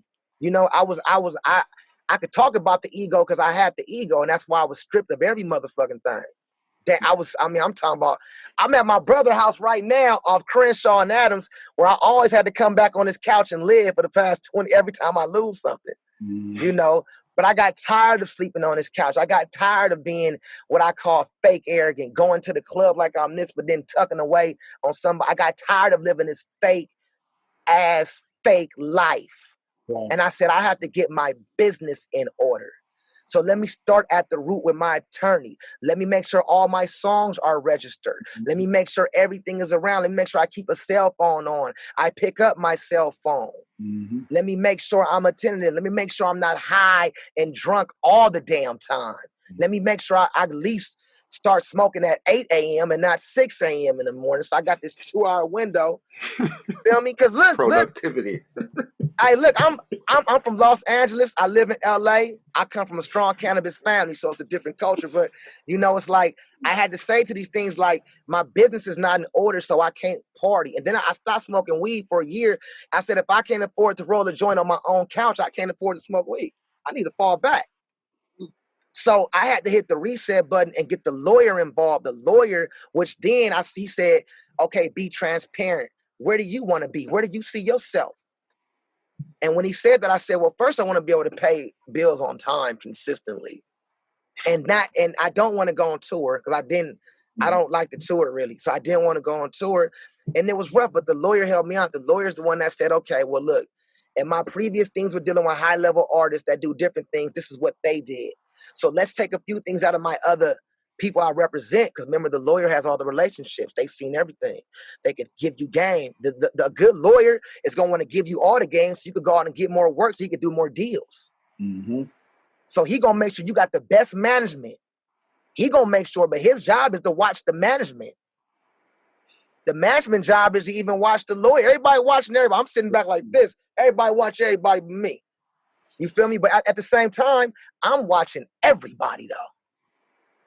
I'm blind copied on every email. I'm in my business. And did I want to be like this? No, man, I want to be Jackie McLean and Dr. Dre and just hang out and die. Like, you know, but because I want to make a living and make sure when I do pass on, nobody's fighting over what's going on. My family know what's up. My lawyer said this the first day. He said, I noticed you have a lot of publishing different places. What are you doing with your estate? And I said, my what? I'm not dead yet. I didn't even know. What you mean my estate? I'm 30. I don't need to. He said, well, if you get by a car tomorrow, you're still worth a lot. So where's everything going? And I was like, oh shit. So I got to talk like I'm dead and work it out. Like he made me try to figure out the estate. And when I was figuring out my estate is when I was learning, oh, I need to be serious about my business. I need to be like serious and get everything in order so I won't have these financial hardships. If your foundation is solid and built on cement, then everything is going to be cool. If your foundation is built on mud and a whack foundation, the rest of your life shit going to be slippery. You know, it's like another example real quick. I could always tell who I'm going to do business with by, and this is deep, but yo, I'll break it down. If I'm talking about a multi-million-dollar deal with another dude, a businessman, And every time I meet with him, he got a different woman, but he's married. I see his ring, but he got different women every time. I'm not going to do business with him because I see he's not loyal to himself. That means he may cross me in the deal. That means I may have to find him and hang this motherfucker upside down. And I don't want to get into that. You know what I'm saying? Because I could get into that. So I don't want to get into that. So I got to stand back. So it's like certain things you pick up on, how not to be slippery, losing homes, no money, can't afford what you like to eat. If you are an artist that's putting the time, if you are an artist, you are doing the creator's work, you're supposed to be able to feed yourself. Mm-hmm. I'm not saying eat tuna or expensive shit, but at least a quesadilla. And the funny thing about all that is that what he's saying is a thing that most musicians, they don't even think about. They don't think about insurance. They don't think about any like saving money. They don't think about retire, like none of that kind of stuff. But everybody else in the world that works, these are the first things that you go through if you have a job with an employer is like, what about life insurance? What about this? What about all that kind of stuff? And it's just something that since we don't have anybody telling us to do it, you might, look up and you're 55 and you never started looking into any of that stuff. It's important to invest your money, to own some property if you can, to, insurance, all that stuff. And hey, bro, and lawyers. Every time somebody died in the jazz community, every time one of the legends or the greats died, other than, Billy Higgins' funeral was straight. They had him taken care of. Cedar, but it's everybody a lot of, else was a fundraiser. Man, all of them. Man, I remember the Freddie Hubbard one they did at the Apollo, right? And it was just like, I have Freddie Hubbard in my collection like 30 records of it, and I don't even have that much. Yeah. Where is it? What happened? When I decided to teach and do music at the same time, when Woody died. When I had just come to your point, Walter, and he had just died with, and I think, don't get me wrong, but there was no insurance, no nothing. He was he was in his 50s. So if he, or 50s, or maybe 50s. But I said to myself, you know what? Why do I deserve less than simply because I want to play saxophone? Yeah. Right. That doesn't make sense to me. No. Walter, you should be out there. Well, you should be doing what? For what reason? If that's what you want to do, now that I'm out here doing it the opposite way, get old and then go out and do your thing. It's the fact of the matter is we are going to die. We are going to do this. But if you can still make smart decisions and play saxophone and be a good musician or a great musician. Like Ted said, not only do you need a good lawyer, but think about it. Which lawyer is worse than me? Who is it? Another lawyer. You can have more than one lawyer. So you get a lawyer, and if that lawyer doesn't satisfy you, or you just want to keep somebody on the side to take that lawyer, you don't have to give them a whole wad of cash and put them on retainer. If you have a certain amount of business and it costs this much, you hire the best man for the job. If somebody else does another job, then your two best friends become the two lawyers that don't like each other. And that's how musicians can play the game in a better way. Yeah, like Terrace said, you don't necessarily. Do you want to think about this stuff? No, but nobody does. But if you don't, it's just it's stupid. It's stupid if you don't organize and register all your songs. Because a lot of people, they'll be out here recording songs and they never.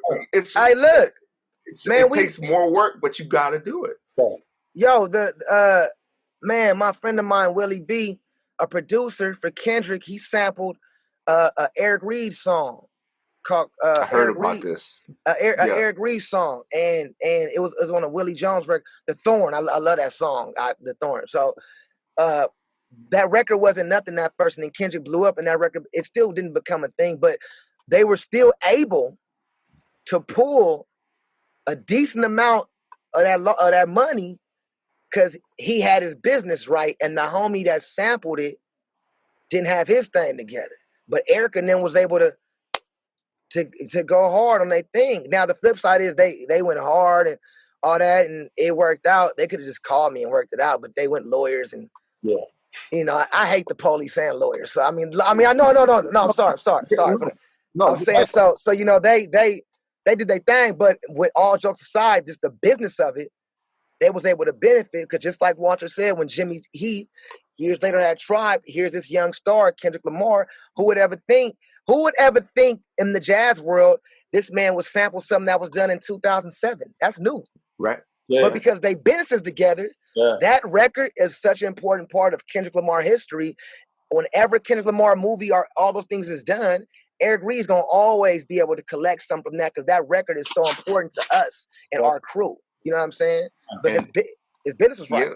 And that's the thing is like it's increasingly like everybody wants to find something that nobody else is using. That Kanye one with Hank Crawford, you know, the one with Paul Wall, like that. I randomly knew that because my dad loves Hank Crawford, so I knew that when I heard it, I was like, "Yo, they really pulled one out." Because I feel like nobody had that record, but it's you never know, and if you don't want to spend the hour to remember your password, because I go through it every time. I'm like, God damn, why do I never know this password? And I try to get into my ASCAP, and then I get in there and do it. And then it's done. Yeah. Got to do it. And think about how many people didn't before us. And still don't. Yeah. I said somebody here said something about an LLC. Yeah. Go ahead, Walt. LLC, I think more, it's more important for what we're talking about now, because if you do get into any trouble, it's separating you from what the trouble is, like your assets. Like if you own a house, that's separate than being sued for your company, which is your job. So exactly. I'm playing with fire. I don't have an LLC. You should. So I know I should, and I don't. So we'll see. Maybe this will come back to bite me. I could never think of the right name. No, the LLC, the LLC is cool, but it's still so much stuff before a LLC. It's like, right. It's like you gotta have something to protect. Put some music out before we talk about an LLC. Like, have something worth paying the $750 to do the company situation. Yeah. You know what I'm saying? Have something worth that, because you still got to pay taxes on that a year. You still got to keep a certain amount of money of that in the bank as an LLC. You can't mess around with your LLC. I've had a couple of LLCs in my early days because my old accountant said I should get one, but I didn't have the knowledge on what it was for, and I end up getting in trouble because I just didn't know how to manage it. And now I know my shit is all LLC, to where I think the only thing I have in my name maybe, I don't even know no more, bro. Yeah. I don't even think my kids in my name no more. I think smart. We had another question that was submitted earlier. Because of the times that we're in, how much have you shifted or backed away from what you would normally charge for things? Like, how much you guys like giving a discount or thinking because of where we are now? I get it. So instead of me charging what I would normally charge, I will only charge you. Is there a lot of that going on right now? Nah. The power of no. Just sorry, can't do it then. So you should ask what you're worth, huh? Well, I think at a certain level. Yes, okay. Yes. I think when you up and coming, like how me and Walter said earlier, you got to get what you could get. You got to get cracking. You got to get cracking. However you got to get cracking, get cracking. Once you get cracking, you got to make some rules. It's like, I wasn't doing certain things years I wasn't doing certain things on my brokest day. I would say no, because I always looked at the future. Like, I don't want to do this. It's going to mess me up later on. So I don't believe in if you want to pay for my art and that's how I do, that's what I do to make a living and feed my babies, don't cheapen that with me. Or if you cheapen that, then just go somewhere else. Like, I can't play on your record. I get called a lot to do solos. I got a little homie that play alto, and he young, he 19, he live with his mama. He could do it all.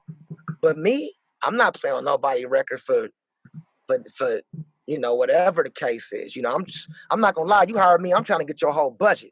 I have no remorse. I have no feelings when it comes to business. It's not personal. I'm just trying to get what I feel I'm worth, and I feel I'm worth a whole lot.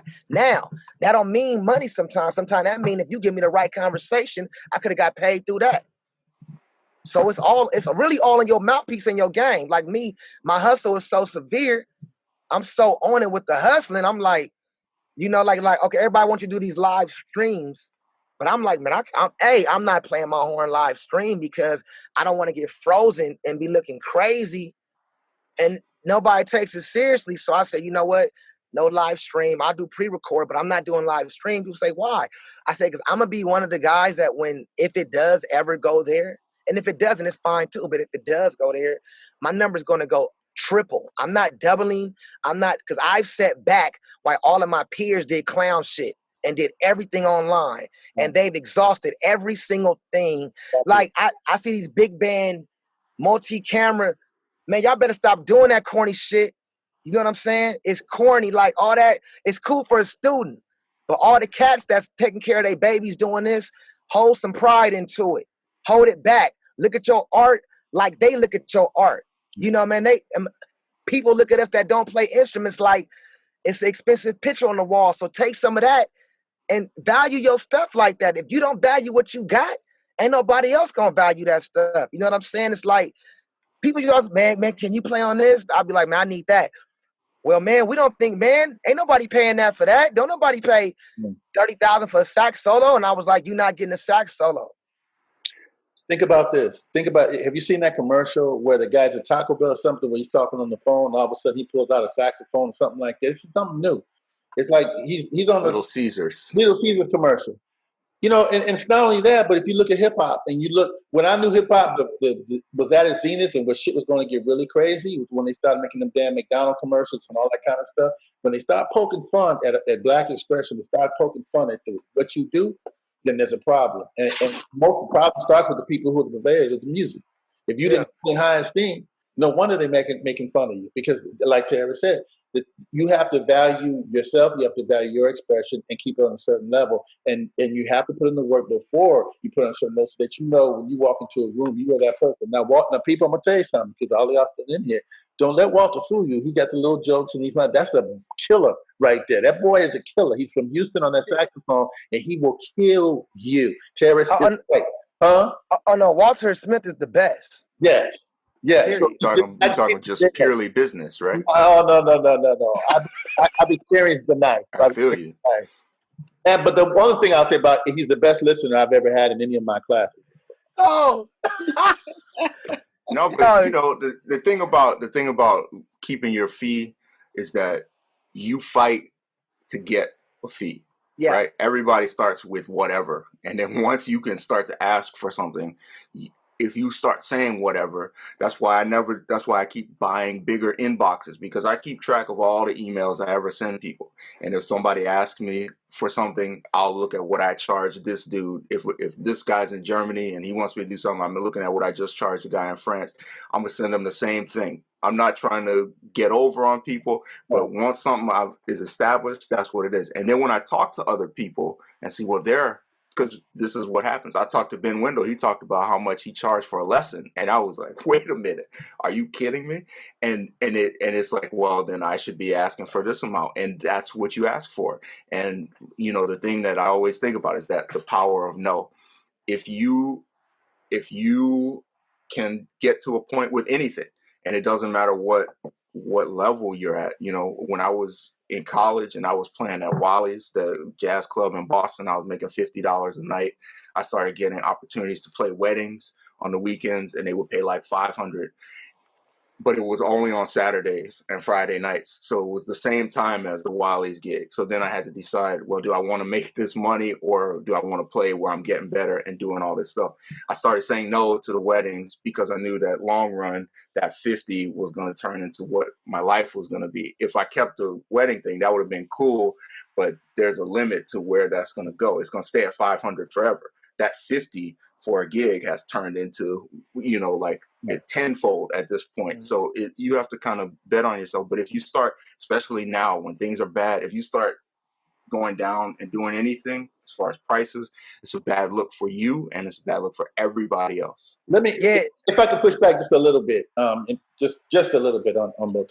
I personally, and it could be to you guys' point, maybe where I am or whatever situation is, I do stuff at this stage of the game for less money than I charged before. Because I just don't, and this is just me personally, because, you know, everybody's got their own thing and y'all are, you know, doing your thing. For me, COVID has presented something totally different in that there are a lot of people who I think will appreciate the look once this is over. If they don't, that's my L, as Terrace said. That's my learning experience. For me, just right now, depending on who it is, and I'm sure you have the same philosophy. Depending. On who it is. Of course. Especially if it's people you work with or your friends. That's a different thing altogether. Well, that's family. That's family. Like, that's not what we're talking about. Even if I don't see the value in it right now, I say, okay, look, there's one cat that I did the other day. Actually, no, there's one cat I'm ready to do that I really don't know. But like you said, Walter, I think the value of me doing it for him will pay dividends long term once this is over. So there are times when to your point, you got to think about the business, and if you feel like you're going to get more out of it long term, that's one thing. But if you also don't know what you're doing, and you need the experience to learn how to do what it is you want to do, then you don't want to overcharge. If you're in the chatter where you don't want to overcharge, and you need the experience more than you need the money, or you need the experience and you need the money, then bring the money. I think bring it down for right now and get the experience so that you can charge more later on. Go ahead. Years ago, my first real gig was Puff, and I'll keep it real. Puff was already selling millions of records by then, and then when I went on the road with him, I think I was making, like, believe it or not, it was cheap. It was like the lowest pay, probably like $700 a week. And all my friends thought I was stupid. They thought I was so stupid. I knew they were stupid, but they thought I was stupid. You know what I'm saying? Because they was like, man, what are you doing, man? Hear what it was. I was in high school, and Jackie had just gotten kind of ill a little bit, so I was doing little dates with Cedar Walton and Billy Higgins, and it was fun. I love Cedar. He was a little mean too, but it was cool, you know what I'm saying? But it was fun. But when Puff, for that little bit of money, I was like, you know what? I need to see some bigger stages. I need to be next to some real stuff that I inspire to be closer to. I inspire to play art like Billy, Cedar, Jackie, all my heroes. I love that. But my business, I inspire to be a savage and a tycoon. So instead of me looking at I'm getting paid less, let me look at it as this is the lowest tuition, and they're paying me to go to college. So, at that time, my mom was so disappointed because I had a full ride to USC. But I said, I don't want to go to USC. I'm going to go to Cal Arts. But I only went to Cal Arts because they had a studio. All the studios was in North Hollywood. So I left school, and I just remember so much. It was so little money going on. But it wasn't about the dollar amount. It was a big opportunity. So that I totally understand. Even to this day, if somebody called me now for, well, you got a big opportunity at this part where I'm at, you got big money. I don't believe in, matter of fact, fuck your opportunity at this part of where I'm at in age. You got opportunity is in bank statements now with me. Yeah, babies. You know what I'm saying? And it's not about the money first, but it gets to a point of all of our lives where I don't separate the art from my business. It's Terrace Martin. It's all one. It's one person. Yeah. So you know what I'm saying? But you're right, Walter. Everybody got a different book, different things. Now, when it comes to homies, if Ambrose call me, Walter call me, and y'all call me, homie, call me. Hey, and knock this out real fast, bro. We have a circle. Yeah. We are all family. Now, I remember, and it's the first person, and you don't realize this, when To Pimp a Butterfly came out the second day, Walter, you called me. You remember this day? And you said, or text or something, or DM, you was like, yo, I haven't had a chance to listen to the record, but congrats, or something like that. But which Walter? Which Walter? Walter Smith. Walter Smith. But I'm saying, like, it's like allies you have. Allies that, and we've all paid certain dues either in the game or with each other, that those financial rules don't all the way apply to us because we respect each other dues that we put in the game to a certain level. And it does come different. It's different. Somebody call me, if Adele call me, tomorrow, you got to empty the pockets all the way. You feel me? Because I'm not fucking with that for no money, because then the flip side is I'm careful with the music I play. Like, I don't want to be lined up with everybody. I don't want to take a picture next to everybody because I don't rock with everybody, and the brand is important. You know what I'm saying? Like we. And like you said, if she calls you and you're just so happy to do it and you do it for whatever, not only is it like you're getting this opportunity or you're doing this one thing, everybody she works with is going to know how much she got you for, right? So now, no matter what you were getting, you have reset your whole thing. So sometimes you just gotta, exactly. Yep. Yeah, it's real. I know we're winding down. There was a question that we promised we would ask this question, so I want to get this in. So the question is, how do we maintain a happy balance between family life and career? I get obsessed. Yep. I get obsessed with goals at times and mentally check out a lot when spending time with family. So how do I get that balance for my family and my career? That's an ongoing, that's a real ongoing thing. Cause I mean, I don't care who it is. Everybody love going to the Grammys and love eating good, but everybody don't like the process it take to get there. Sometimes it could be your wife, your husband, or your kids. Sometimes they just don't understand because everybody's different human beings, even within the family, within a relationship. And I ask people like this when they try to balance it. I say, you know what? Why do we always talk about that? Because it doesn't come up in truck drivers' lives.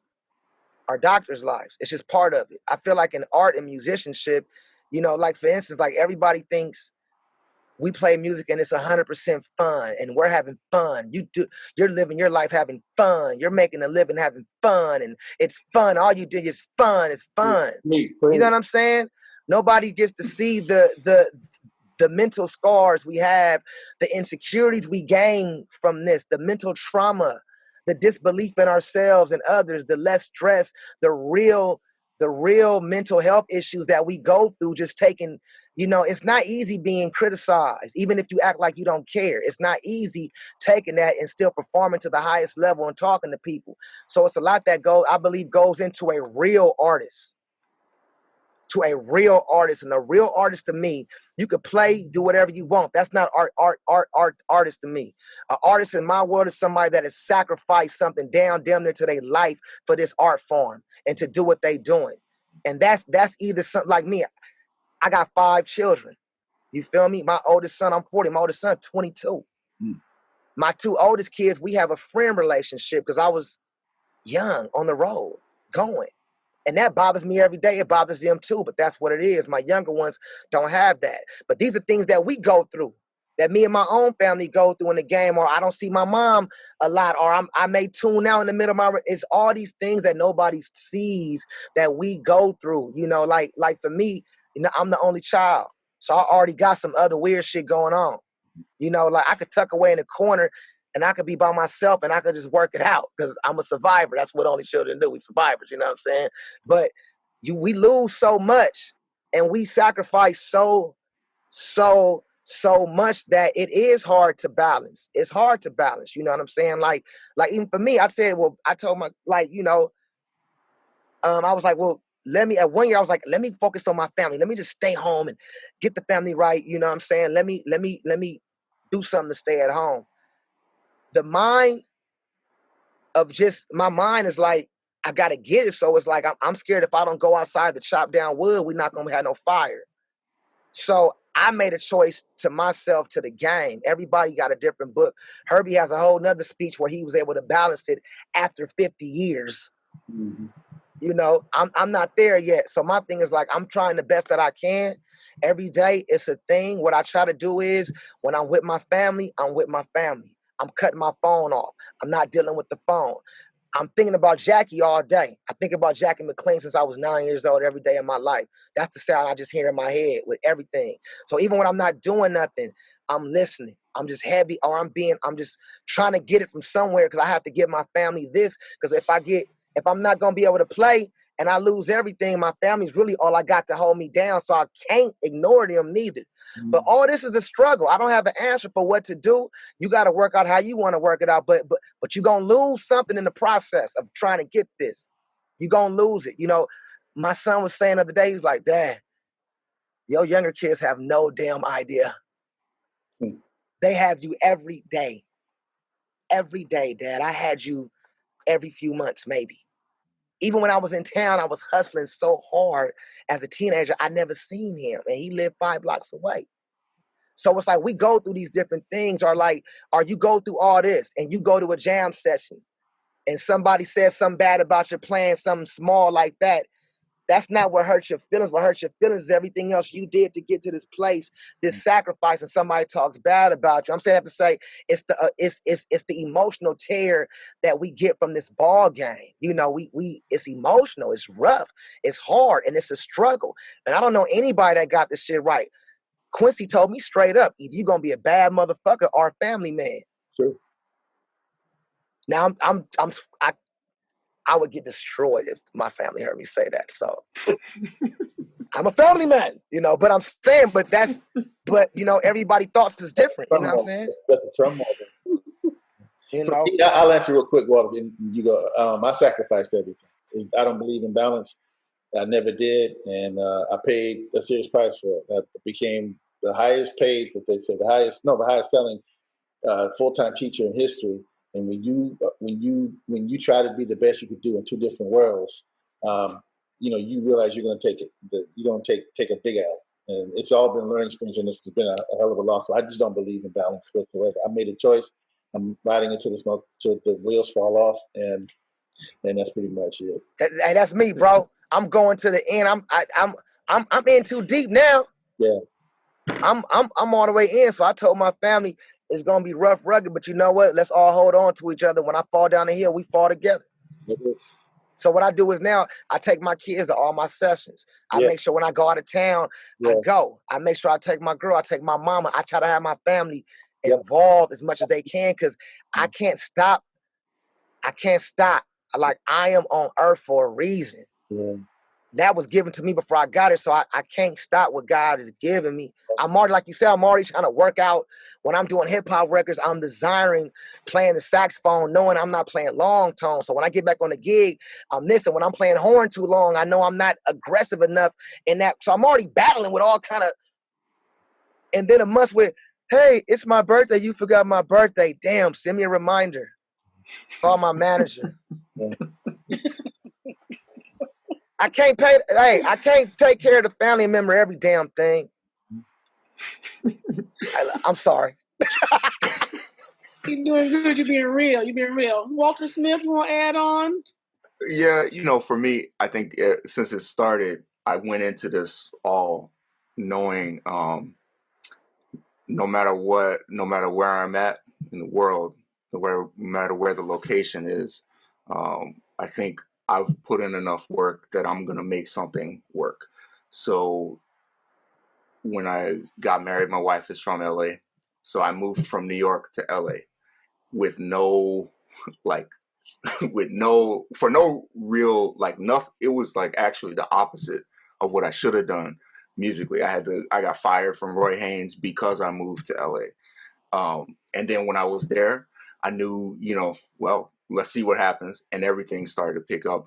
But that was something that, in order to make this work long term, that's where I had to be. We're near her parents. We had kids. I missed all the birthdays.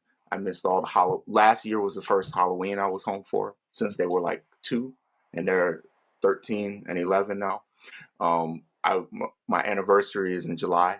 I've never been home for an anniversary. That's just when the tours happen. If you're gonna do it, you can make some sacrifices to work family wise, but you still have to. You can't halfway do the career. You can't halfway practice. You can't halfway write, halfway record or anything, because it's leading to nowhere. So that's kind of been my experiences, kind of moving with the family first in mind, but then even with that, the sacrifices are immense. You know, like Terrace said, birthdays. I would love to be there. And now we have Zoom. Now we have FaceTime. When this was all happening, we didn't have that. You know, it was like I'm calling them from a hotel phone and spending $30. Yeah, exactly. Long distance.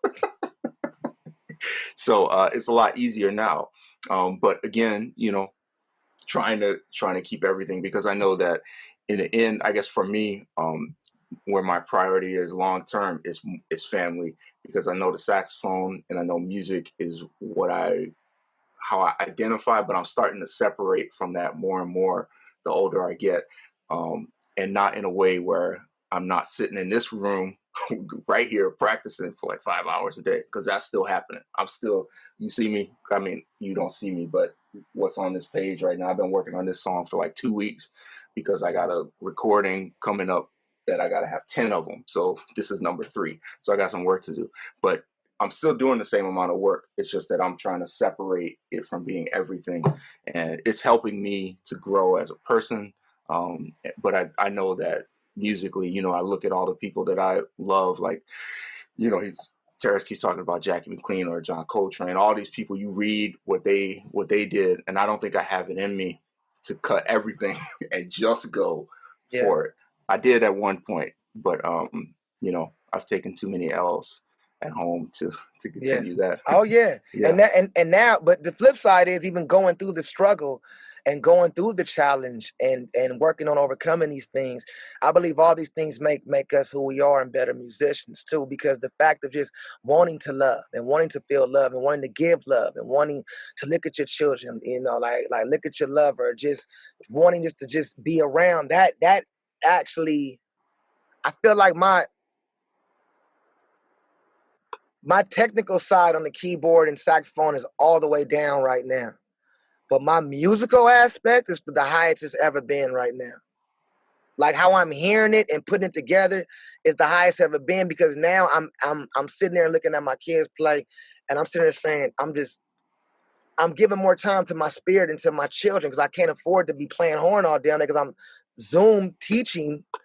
And, you know, I'm a teach and realizing I don't know as much as I thought I knew for the 3-year-old kid, but I'm Zoom teaching. And what I did was I said, you know what? My daughter's 3.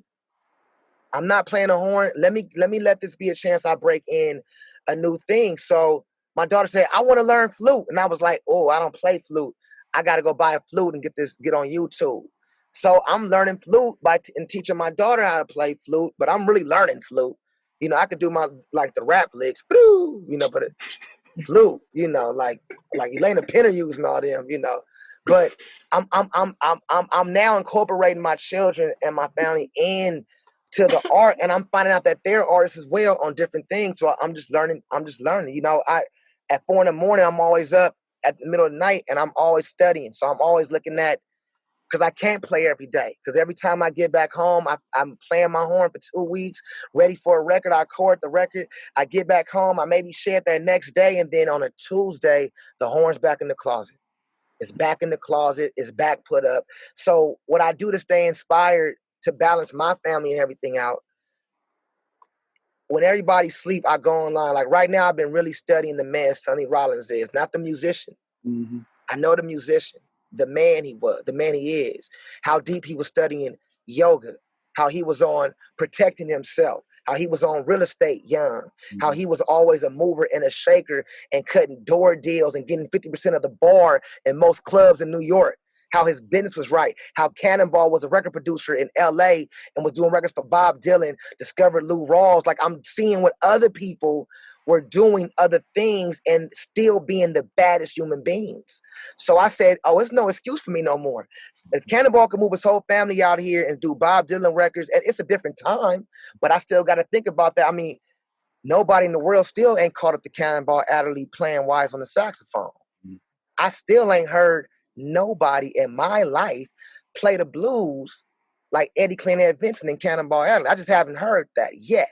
Mm-hmm. You know, Coltrane died in 68 and people still trying to catch up. So my thing is, if they could be all like that and throughout the whole thing, or I look at Herbie. Herbie's my biggest influence because he has a family. He's lived in the same home since 1971. That's a lot. Mm. The same house in Beverly Hills since 1971. It's not about the money where it's at. It's about his consistency. The consistency that musicians don't have, and that's what I'm yearning for. So I'm studying my mentors, looking at them online, calling Herbie, asking them questions. I be calling Quincy too, but it's mainly about music with him, just music. You know, I'll fuck around, lose my whole family getting his advice. You know, I can't do that. But everybody else, though, I'm just really trying to see how they did it. Like, you know, like I'm not really following Miles when it comes to longevity family. I'm following Miles when it comes to catalog. But I'm following people like I'm looking at Herbie at 80. I'm looking at Wayne. I'm looking at my friends that are older that still love their wives. Like, they still let their wives check them. And I was like, okay, it's a common thread in this with the bosses. Also with a lot of money. If you're dealing with real business, you're not gonna get no real bread till you got a wedding ring on your finger, because ain't no real money gonna trust no single dude floating around at a young age. Unless you're an older man not married, you could do deals. But if you younger and floating around, don't nobody want to do business like that. So the family is valuable even in your career, because if you can't stick to your family, you can't stick to shit. So that's how I look at my family, where now I love them, but they're also exercises on me being a better me. Just thank Karen for being a wonderful moderator. Thank you, Karen. My pleasure. Thank Walter Smith for just being an incredible human being. And I've known him since he was a kid. And like I said before, my first experience with him was in his training when I was teaching, and this little dude was leaning forward where everybody else was leaning back, just checking out whatever, being cool. Everything that I said, this dude was like this, like, yeah, you for real or what? And I was like, I can play. I don't know who he is, but this bad right here. And not before I ever heard him play a note, but it was the way he listened when I was talking. And that speaks volumes. Terrace Martin, I can't really I can't really say what you mean to the business, what you mean to the saxophone, what you mean to the overall musical community or music community, man. You just it's incredible. Your body of work is already incredible. So I'm gonna appreciate that. What I wanted to do was make sure that the first time I did this with people that I love and people that I love and respected and really had what people needed to hear, not what they wanted to hear, but what they really needed to hear, and keep it real. And I think it happened today, and I'm very, very pleased by it and very humbled by it. Thank you.